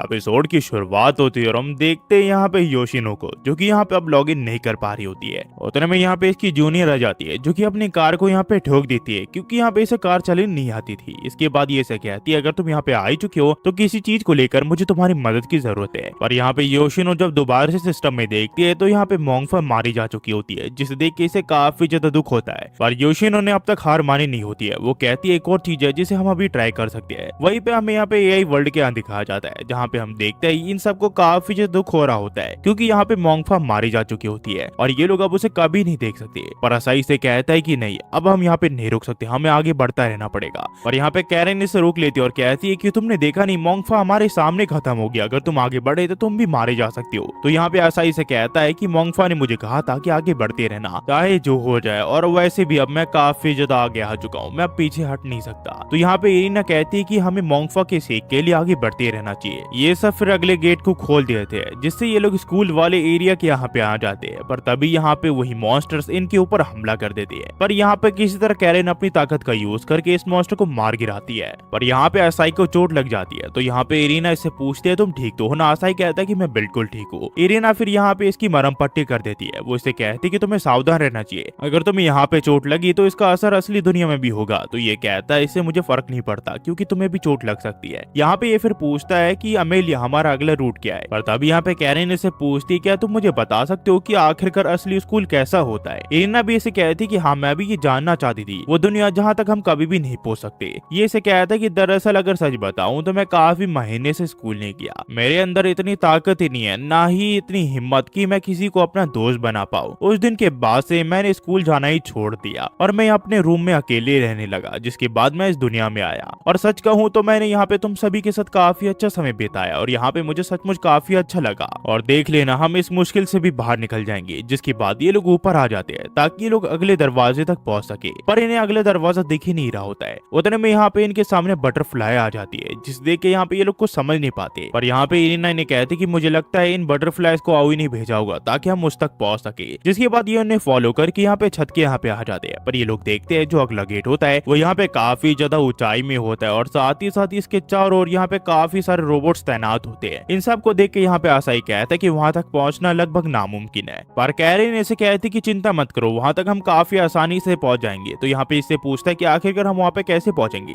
ये इसे कहती है कि हमें यहाँ पे किसी को चारा बना के उनके सामने छोड़ना पड़ेगा। पर असाई कहता है कि ऐसा तुम नहीं कर सकती। तो ये कहती है कि मैं एक मॉडल हूँ और दूसरों को अपनी तरफ अट्रैक्ट करना यही मेरा काम है। पर असाई कहता है कि नहीं, तुम ऐसा नहीं कर सकती। तो यहाँ पे इरिना कहती है कि असाई बिल्कुल सही कह रहा है, तुम ऐसा नहीं कर सकती, तुम्हारे साथ मैं भी यहाँ पे रुकूंगी ताकि मैं तुम्हारी मदद कर सकूं। असाई फिर इन दोनों को कहता है कि आखिरकार तुम दोनों अकेले उन सब का मुकाबला कैसे करोगी? ये कहती किसी की चिंता तुम मत करो। अमेलिया फिर कहती कि मैं भी तुम दोनों का साथ देने के लिए यहीं पे रुक जाती हूँ। पर यहाँ पे कैरेन इसे कहती है कि तुम्हें यहाँ पे असाई को गाइड करना है, क्योंकि वो अकेले वहां तक नहीं पहुंच सकता। इसके बाद ये दोनों अपनी ताकत का यूज करके उन रोबोट से लड़ने लग जाते हैं और इन दोनों को उस गेट तक पहुंचने के लिए कहते हैं। अमेलिया फिर यहाँ पे असाई को अपने साथ चलने के लिए कहती है। पर असाई कहता है कि आखिरकार उन दोनों का क्या होगा? पर अमेलिया कहती है कि प्लीज मेरे साथ चलो। जिसके बाद यहाँ पे ये दोनों उस जगह तक पहुंच के उस गेट को खोल देते हैं और उस गेट को दूसरी ओर चले जाते हैं। और यहाँ पे ये लोग फिर उस गेट को तोड़ देते हैं ताकि यहाँ पे कोई भी दूसरी ओर ना जा पाए। यहाँ पे फिर कैरेन इससे पूछती है क्या तुम सचमुच ये करना चाहती हो? इरिना कहती कि हाँ, मैं तुम्हें अकेले यहाँ पे उन सबसे लड़ने के लिए नहीं छोड़ सकती, मैं तुम्हारे यहाँ पे साथ देना चाहती हूँ। वहीं पे हमें अमेलिया और असाई को दिखाया जाता है, जो कि यहाँ पे लिफ्ट की मदद से दूसरी दरवाजे की ओर जाने लग जाते हैं। अमेलिया फिर असाई को कहती कि मैंने तुमसे एक बार कहा था कि मैं अपने आप से हेट करती हूँ और मैं हमेशा काम में बिजी रहती थी और अपनी एड़ी चोटी की ताकत लगा के अपना पूरा देने की कोशिश करती थी। पर एक दिन तुमने मुझे कहा कि असल में वही मेरी ताकत है, और उस मोमेंट में जब तुमने मुझे ये कहा तो मुझे एक चीज याद आई कि ये चीज पहले भी तुम मेरे लिए कर चुके हो। हमें फिर एक पास का सीन दिखाया जाता है जहाँ पे असाई और आई को एक पपी मिला होता है, जो कि यहाँ पे बारिश में भीग रहा होता है। तो यहाँ पे आई असाई को कहती है कि अगर ये बारिश में भीगता रहा तो ये बीमार पड़ जाएगा, साथ ही साथ इसका एक कॉलर भी है, तो शायद ये किसी का पालतू है, हमें इसे घर ले जाना चाहिए। जिसके बाद ये इसे घर ले आते हैं। पर यहाँ पे आई के डैडू से कहती है कि मैं काफी ज्यादा बिजी रहता हूँ, आखिरकार इसका हम कैसे ख्याल रखेंगे? तो आई ने कहती है कि जब तक इसके ओनर को हम नहीं ढूंढ लेते जब तक इसका ध्यान मैं रखूंगी। तो उसके डैडी से कहते हैं कि जब इसका ओनर फिर मिल जाएगा तो फिर मुझे ब्लेम मत करना और रोना मत। ये कहती कि ठीक है, चिंता मत करिए, मैं इसका अच्छे से ध्यान रखूंगी और मैं बिल्कुल भी नहीं रहूंगी जब इसका ओनर मिल जाएगा। इसके बाद आई और असाई मिलकर इस पपी का ध्यान रखने लग जाती है और आई यहाँ पे इस पपी के काफी ज्यादा करीब आ जाती है। आई को इस पपी से काफी ज्यादा लगाव आ जाता है और वो इससे दूर नहीं जाना चाहती। पर एक दिन इस पपी की असली ओनर आ जाती है, जो कि इस पपी को अपने साथ ले जाती है। यहाँ पे आई अपने डैड के सामने सामने दिखाती है कि उस पपी के जाने का इसे बिल्कुल भी गम नहीं है। पर जब इसके डैडी से जाते हैं तो आई इसे दिलासा देता है कि तुम्हें चिंता करने की कोई जरूरत नहीं है, और आई यहाँ पे रो देती है। और वही चीज यहाँ पे आसाई ने यहाँ पे अमेलिया के लिए किया था, और यही पल यहाँ पे अमेलिया को याद आ जाता है। वही हमें दिखा जाता है इरिना और कैरन को, जो कि यहाँ पे अभी भी उन मॉन्स्टर से लड़ रहे होते हैं। तभी यहाँ पे इरिना कैरन को कहती कि तुम्हें कब एहसास हुआ कि तुम आसाई को पसंद करने लगी हो। ये से कहती है कि जब उसने मेरे सर पे हाथ रखा था उस दिन, जब मुझे एक पल याद आया जो मैंने उसके साथ बिताया था।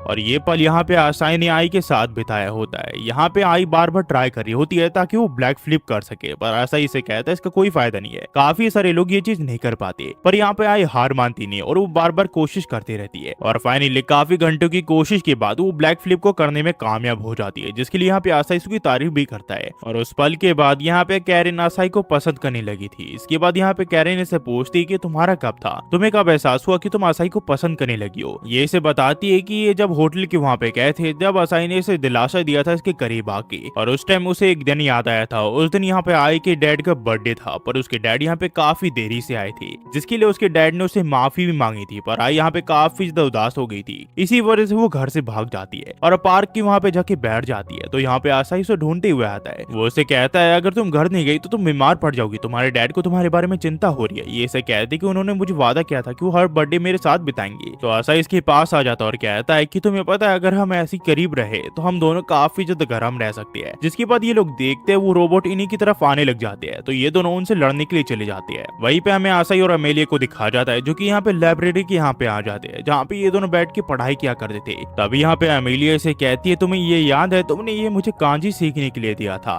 ये मेरे लिए एक प्रीशियस तालिस्मान की तरह, ये मैं तुम्हें अब वापस देना चाहती हूँ। मुझे पता नहीं मैंने तुमसे प्यार क्यों किया, पर सचमुच मैं क्लियर करना चाहती हूँ मुझे अब बिल्कुल भी रिग्रेट नहीं है। जो वक्त मैं तुम्हारे और बाकी लोगों के साथ बिताया वो मेरे लिए काफी ज्यादा प्रीशियस थे, और अब जब मैं पीछे मुड़ के देखती हूँ तो मुझे पता चलता है कि आखिरकार मैं कितनी ज्यादा खुश हूँ। तो यहाँ पे आसाई से कहता है कि आखिरकार इन चीजों के बारे में अभी तुम क्यों बात कर रही हो। अमेलिया से कहती कि हमारे ठीक नीचे एक सीक्रेट पैथ है जिसके द्वारा तुम्हें नीचे जाना पड़ेगा। पर आसाई से कहता है कि हमें इरिना और कैरन के लिए रुक जाना चाहिए, वो कुछ ही देर में यहाँ पे आते होंगे। तो ये से कहती है कि मुझे माफ करना, मैं तुम्हारे साथ आखिर तक नहीं रुक सकती क्योंकि यहाँ पे काफी सारे लोग हैं जिन्हें मुझे रोकना पड़ेगा। ये से कहता है कि नहीं, हमने वादा किया था कि हम सब एक दूसरे के साथ रहेंगे। तो यहाँ पे ये अपने हेडफोन को नीचे उतार देती है। दरअसल इसके अंदर इरिना और कैरन ने इसके लिए अपने आखिरी मैसेज छोड़े होते हैं, जहाँ पे ये दोनों इसका शुक्रिया कर रहे होते हैं इन दोनों से मिलने के लिए, और ये भी कि इससे मिलने के बाद इन दोनों की पूरी दुनिया ही चेंज होगी और वो इसका शुक्रिया कर रहे होते हैं। इन दोनों के इतने इमोशनल मैसेज को देख के यहाँ पे आसाई थोड़ा दुखी हो जाता है। तो ये इसे कहती कि मुझे माफ कर देना, आखिर में सारी चीजें ऐसी होगी, पर आसाई तुम्हें जीना पड़ेगा ताकि तुम आई से मिलके सब कुछ ठीक कर सको।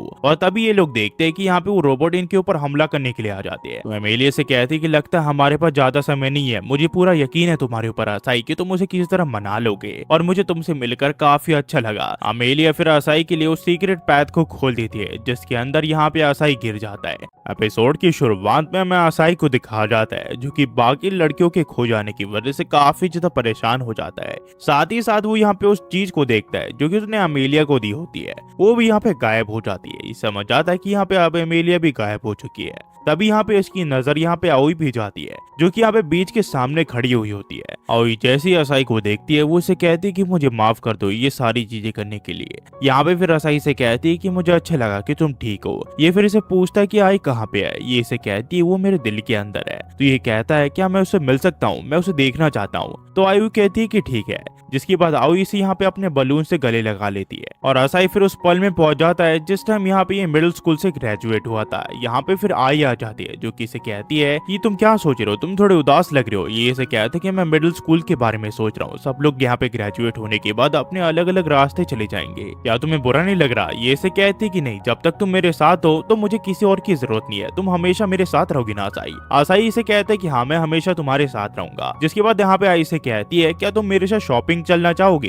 ये इसे कहता है कि ठीक है। जिसके बाद ये लोग यहाँ पे शॉपिंग के लिए चले जाते हैं। यहाँ पे आई को एक नेकलेस पसंद आ जाता है पर उसके पास उतने पैसे से नहीं बचे होते हैं, तो यहाँ पे वो उसे आगे चलने के लिए कहती है। पर यहाँ पे आसाई से बहाना देके कहता है कि दरअसल मुझे बाथरूम जाना है, क्या तुम कुछ देर के लिए यहाँ पे मेरा इंतजार कर सकते हो। और कुछ देर के बाद जब आसाई आता है तो यहाँ पे उसने उसके लिए वो नेकलेस खरीद लिया होता है। वो उसे कहता है कि ये मेरी तरफ से तुम्हारे लिए क्रिसमस गिफ्ट है, क्योंकि क्रिसमस जल्दी ही आने वाला है। ये फिर इसे ओपन करने के लिए कहता है, और जब यहाँ पे आई उसे देखती है तो ये नेकलेस वही होता है जो कि उसे पसंद आया होता है। ये इसे काफी अच्छा लगता है। आसाई से कहता है भी क्रिसमस आने में थोड़ा टाइम है, पर तुम मेरी तरफ से इसे ले सकती हो। तो ये इसे कहती है क्या तुम मुझे इसे पहना सकते हो। आसाई कहता है कि ठीक है, जिसके बाद वो नेकलेस वो इसे पहना देता है, और ये इसे कहता है कि तुम इसमें काफी ज्यादा क्यूट लग रही हो। पर तभी यहाँ पे आई बेहोश होने लग जाती है। तो यहाँ पे आसाई उससे पूछता है तुम ठीक तो हो ना। यहाँ पे आई से कहती है कि घबराओ मत, मैं बिल्कुल ठीक हूँ। मुझे लगता है मेरा थोड़ा सर दर्द हो रहा है, पर मैं थोड़ा आराम करूंगी तो मैं ठीक हो जाऊंगी। तो आसाई से कहता है कि ठीक है, तो फिर हम घर चलते हैं। हमें फिर आई के घर के यहाँ पे दिखाया जाता है, जहाँ पे वो अब तक आराम कर रही होती है, क्योंकि उसका सर काफी ज्यादा घूम रहा होता है। तभी उसकी डैड आ जाती है। तो आई अपने डैड से कहती है कि 2 मिनट रुकिए, मैं आपके लिए खाना लगा देती हूँ। पर यहाँ पे आई की तबीयत खराब होने लग जाती है और वो यहाँ पे बेहोश हो जाती है। फिर जब ये लोग डॉक्टर के पास जाते हैं तो डॉक्टर इन्हें बताता है कि जो आई की बीमारी है उसे क्योर किया नहीं जा सकता, क्योंकि वो एकदम यूनिक बीमारी है और उसका इलाज अब तक नहीं निकला है, और इस वजह से हम कुछ भी नहीं कर सकते। तो यहाँ पे आई के डैड गुस्सा हो जाते हैं और कहते हैं कि वो तो सिर्फ 15 साल की, आखिरकार आप ऐसा कैसे कर सकती हो। पर यहाँ पे आई किसी तरह अपने डैड को संभालती है और उसके डैडी से पूछते हैं कि आखिरकार उसके पास कितना समय बचा हुआ है। डॉक्टर इन्हें बताते हैं कि उसके पास स्प्रिंग तक का टाइम बचा हुआ है।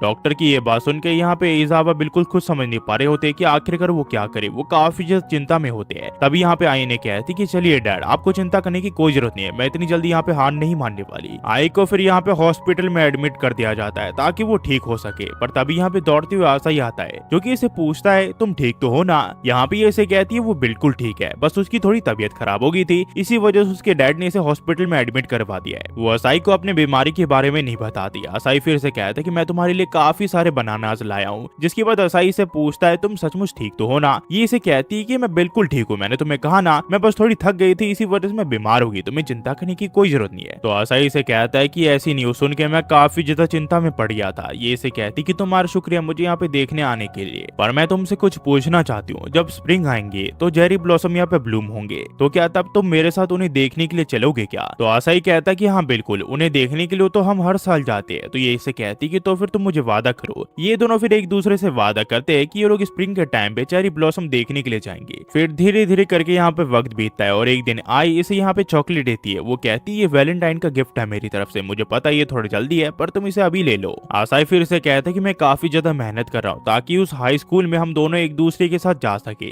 ये कहती है तो काफी अच्छी बात है। जिसके बाद ये लोग देखते हैं यहाँ पे स्नो गिरने लग जाती है। तो आसाई अपने मफलर को यहाँ पे आई को पहना देता है ताकि उसे ठंड ना लगे, और ये लोग इस नजारे को देखने लग जाते हैं। फिर धीरे धीरे वक्त बीतता है और हमें आई को दिखाया जाता है, जिसकी तबीयत अब काफी ज्यादा खराब हो चुकी होती है। यहाँ पे इसे आसाई का कॉल आता है, जो कि इसे बताता है कि वो इसे मिलने के लिए आ रहा है। पर जब आई अपने चेहरे को देखती है तो उसकी आंखों के नीचे यहाँ पे डार्क सर्कल्स आ चुके होते हैं। तो किसी तरह वो यहाँ पे मेकअप के थ्रू अपने डार्क सर्कल्स को छुपा लेती है ताकि इसके बारे में यहाँ पे आसाई को कुछ पता ना चल सके। जिसके बाद आसाई से मिलने के लिए आता है और इसे ये काफी सारी चीजें बताता है। यहाँ पे आई आसाई को अपनी बीमारी के बारे में बताने की कोशिश करती है, पर वो बता नहीं पाती। आसाई फिर जानने से पहले इसे कहता है वो इसे दोबारा से मिलने के लिए आएगा, पर यहाँ पे आई से कहती है कि उसे यहाँ पे दोबारा से आने की कोई जरूरत नहीं है, क्योंकि उसका एग्जाम पास आ रहा है, तो उसे उसके ऊपर ध्यान देना चाहिए। जब वो ठीक हो जाएगी वो उसे जरूर से मिलने के लिए आएगी। आसाई कहता है कि ठीक है। फिर हमें कुछ समय बाद दिखाया जाता है जहाँ पे आई की जो कंडीशन है वो अब काफी ज्यादा खराब हो चुकी होती है। ये अब आसाई को देखना चाहती है, इसी वजह से वो उसे मैसेज करने का सोच रही होती है। और तभी ये आसाई की एक वीडियो को देखती है जो कि इसने बनाई होती है, और उसे देख के इसे आसाई की और ज्यादा याद आने लग जाती है। ये आसाई को मैसेज करने लग जाती है कि वो उसे मिस कर रही है, पर उसे मिटा के वो यहाँ पे ये लिख देती है कि वो यहाँ पे चेरी ब्लॉसम उसके साथ देखने के लिए जाना चाहती है। और तभी यहाँ पे उसकी तबीयत खराब हो जाती है और वो मरते मरते यहाँ पे आसाई से माफी मांगती है, और आसाई अब मारी जाती है। और ये सारी चीजें यहाँ पे अब आसाई देख लेता है, जिसे देख के यहाँ पे ये काफी ज्यादा इमोशनल हो जाता है। तो यहाँ पे आई इसे कहती है कि आई दूसरी साइड है उस डोर की। ये फिर से कहती है इसमें हमारी गलती है, अगर हम नहीं होते तो तुम्हें आई से दोबारा से ऐसे नहीं मिलना पड़ता। ये कहता है इसमें तुम्हारी गलती नहीं है, ये सब मेरी प्रॉब्लम है, तो इन सबको मैं ही सॉल्व करूंगा और तुम्हारा शुक्रिया। पर इसके जाने से पहले आई इसे कहती कि तुमसे मिलने के बाद मेरी पूरी दुनिया ही चेंज होगी, मुझे पता चला कि खुशियां क्या होती है और मैं अब काफी ज्यादा खुश हूँ। ये कहता है कि हाँ, जो टाइम मैंने तुम सबके साथ बिताया वो काफी ज्यादा मजेदार था। ये फिर उस गेट को खोल देता है जिसकी दूसरी ओर आई होती है, और जैसे ही वो उस गेट को खोलता है उसके सामने आई आ जाती है, जिसे देख के यहाँ पे वो उसको गले लगा लेता है और यहाँ पे रोने लग जाता है। आसाई फिर इसे कहता है कि मुझे तुम्हें काफी कुछ कहना है, पर फिर भी मैं कुछ भी नहीं कह पा रहा। फिर ये इसे कहता कहती कि आसाई मुझे तुमसे कुछ कहना है, क्या तुम मेरी बात ठीक से सुनोगे क्या? ये इसे कहते कि बताओ। ये इसे कहती कि दरअसल मुझे तुमसे कुछ फेवर चाहिए। ये इसे कहते कि किस तरह का फेवर? ये कहती कि मैं चाहती हूँ कि तुम मेरे बारे में सब कुछ भूल जाओ और आगे बढ़ जाओ। पर आसाई से कहता है कि आगे बढ़ जाओ, ऐसा नहीं हो सकता, मैं तुम्हें कभी भी नहीं भूल सकता, तुम मेरी जिंदगी का एक हिस्सा हो। आसाई फिर उसे वो सारे पल याद दिलाने लग जाता है जो पल इन दोनों ने एक दूसरे के साथ बिताए थे। और इसकी ये बात सुन के आई भी थोड़ी इमोशनल हो जाती है, पर उसे कहती कि तुम्हें आगे बढ़ना पड़ेगा। पर आसाई से कहता है कि नहीं, ये इम्पॉसिबल है, तुम मेरी जिंदगी का हिस्सा हो और आखिरकार तुम ये कैसे कह सकती हो कि तुम्हें भूल के मैं आगे बढ़ जाऊं? ऐसा कभी नहीं हो सकता।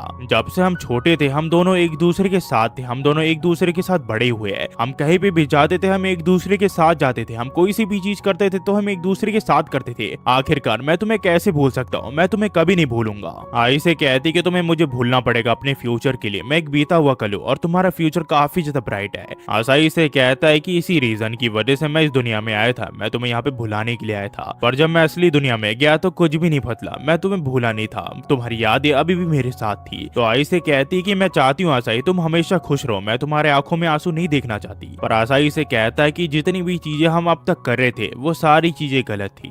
दरअसल मैं काफी ज्यादा डरा हुआ था क्योंकि मैं आखिरी मोमेंट पे तुम्हारे साथ नहीं था, मुझे काफी डर लग रहा था। तुम अचानक से बीमार हो गई और अचानक से मेरी जिंदगी से तुम चली गई। तुमने भी वही किया जो मैंने किया, तुम मेरी जिंदगी से अचानक से चलेगी क्योंकि तुम्हें डर लग रहा था। पर चाहे वो जितना भी डरावना हो, हमें वो पल एक दूसरे के साथ बिताना चाहिए था, चाहे वो कितना भी खतरनाक क्यों ना हो। और मैं तुमसे काफी ज्यादा प्यार करता हूँ आई, और मैं तुम्हें कभी भी नहीं भूल सकता। तो आई से कहती कि दरअसल मैं भी तुम्हारे साथ काफी सारी चीजें करना चाहती थी, मैं तुम्हारे साथ काफी जगहों में जाना चाहती थी, मैं तुम्हारे साथ हाई स्कूल में जाना चाहती थी, तुम्हारे साथ स्टडी करना चाहती थी, तुम्हारे साथ अपनी लाइफ को एंजॉय करना चाहती थी, पर ये अब इम्पॉसिबल है। और जब मुझे ये पता चला तो मैं अपने आप को संभाल नहीं पाई। पर अगर सच कहूँ तो मैं हमेशा तुम्हारे साथ रहना चाहती हूँ। जिसके बाद ये जगह पूरी तरह क्लियर हो जाती है और ये दोनों एक दूसरे को किस कर लेते हैं। हमें फिर इन दोनों के उन खुशहाल पलों को दिखाया जाता है जो इन दोनों ने बचपन में एक दूसरे के साथ बिताई होती है, जिनमें ये दोनों एक दूसरे के साथ थे और काफी ज्यादा खुश थे। हम फिर प्रेजेंट में देखते हैं जहाँ पे अब आई गायब हो चुकी होती है क्योंकि उसकी आखिरी इच्छा पूरी हो चुकी होती है। और इसी के साथ वर्चुअल रियलिटी की दुनिया में सब कुछ ठीक हो चुका होता है। साथ ही साथ जितनी भी लड़कियां थी इन्होंने उनकी मेमोरीज को भी सेव कर लिया होता है बटरफ्लाइज के तौर पर। इसके बाद जब आसाई को होश आता है तो वो असली दुनिया में पहुंच जाता है, पर इसके कपड़े नहीं होते। फिर जब ये लोग बाहर जाके देखते हैं तो इन्हें पता चलता है कि कंपनी ने सैटेलाइट को क्रैश कर दिया है ताकि वो अपने नाम और रेपुटेशन को बचा सके। पर यहाँ पे बिना कपड़ों के आसाई बाहर आ जाता है, जो देख के ये लोग काफी ज्यादा शर्मिंदा होते हैं। कहानी फिर कुछ साल आगे जाती है जहाँ पे हम देखते हैं आसाई को, जो कि अब एक कॉलेज स्टूडेंट बन चुका होता है और उसके काफी सारे दोस्त भी होते हैं। और साथ ही साथ वो बीच में आई की ग्रेव के यहाँ पे भी जाता रहता है। फिर जब एक दिन आई अपने घर पे आता है तो देखते हैं यहाँ पे काफी सारे पैकेजेस आए होते हैं, और जब ये उन सबको खोल के देखता है तो यहाँ पे सारी लड़कियां इसे गले लगा लेती है। यहाँ पे ये सब पूछता है कि आखिरकार ये सब यहाँ पे क्या कर रही है। यहाँ पे मोंगफा इसे बताती है कि दरअसल योशियो ने इन्हें यहाँ पे भेजा है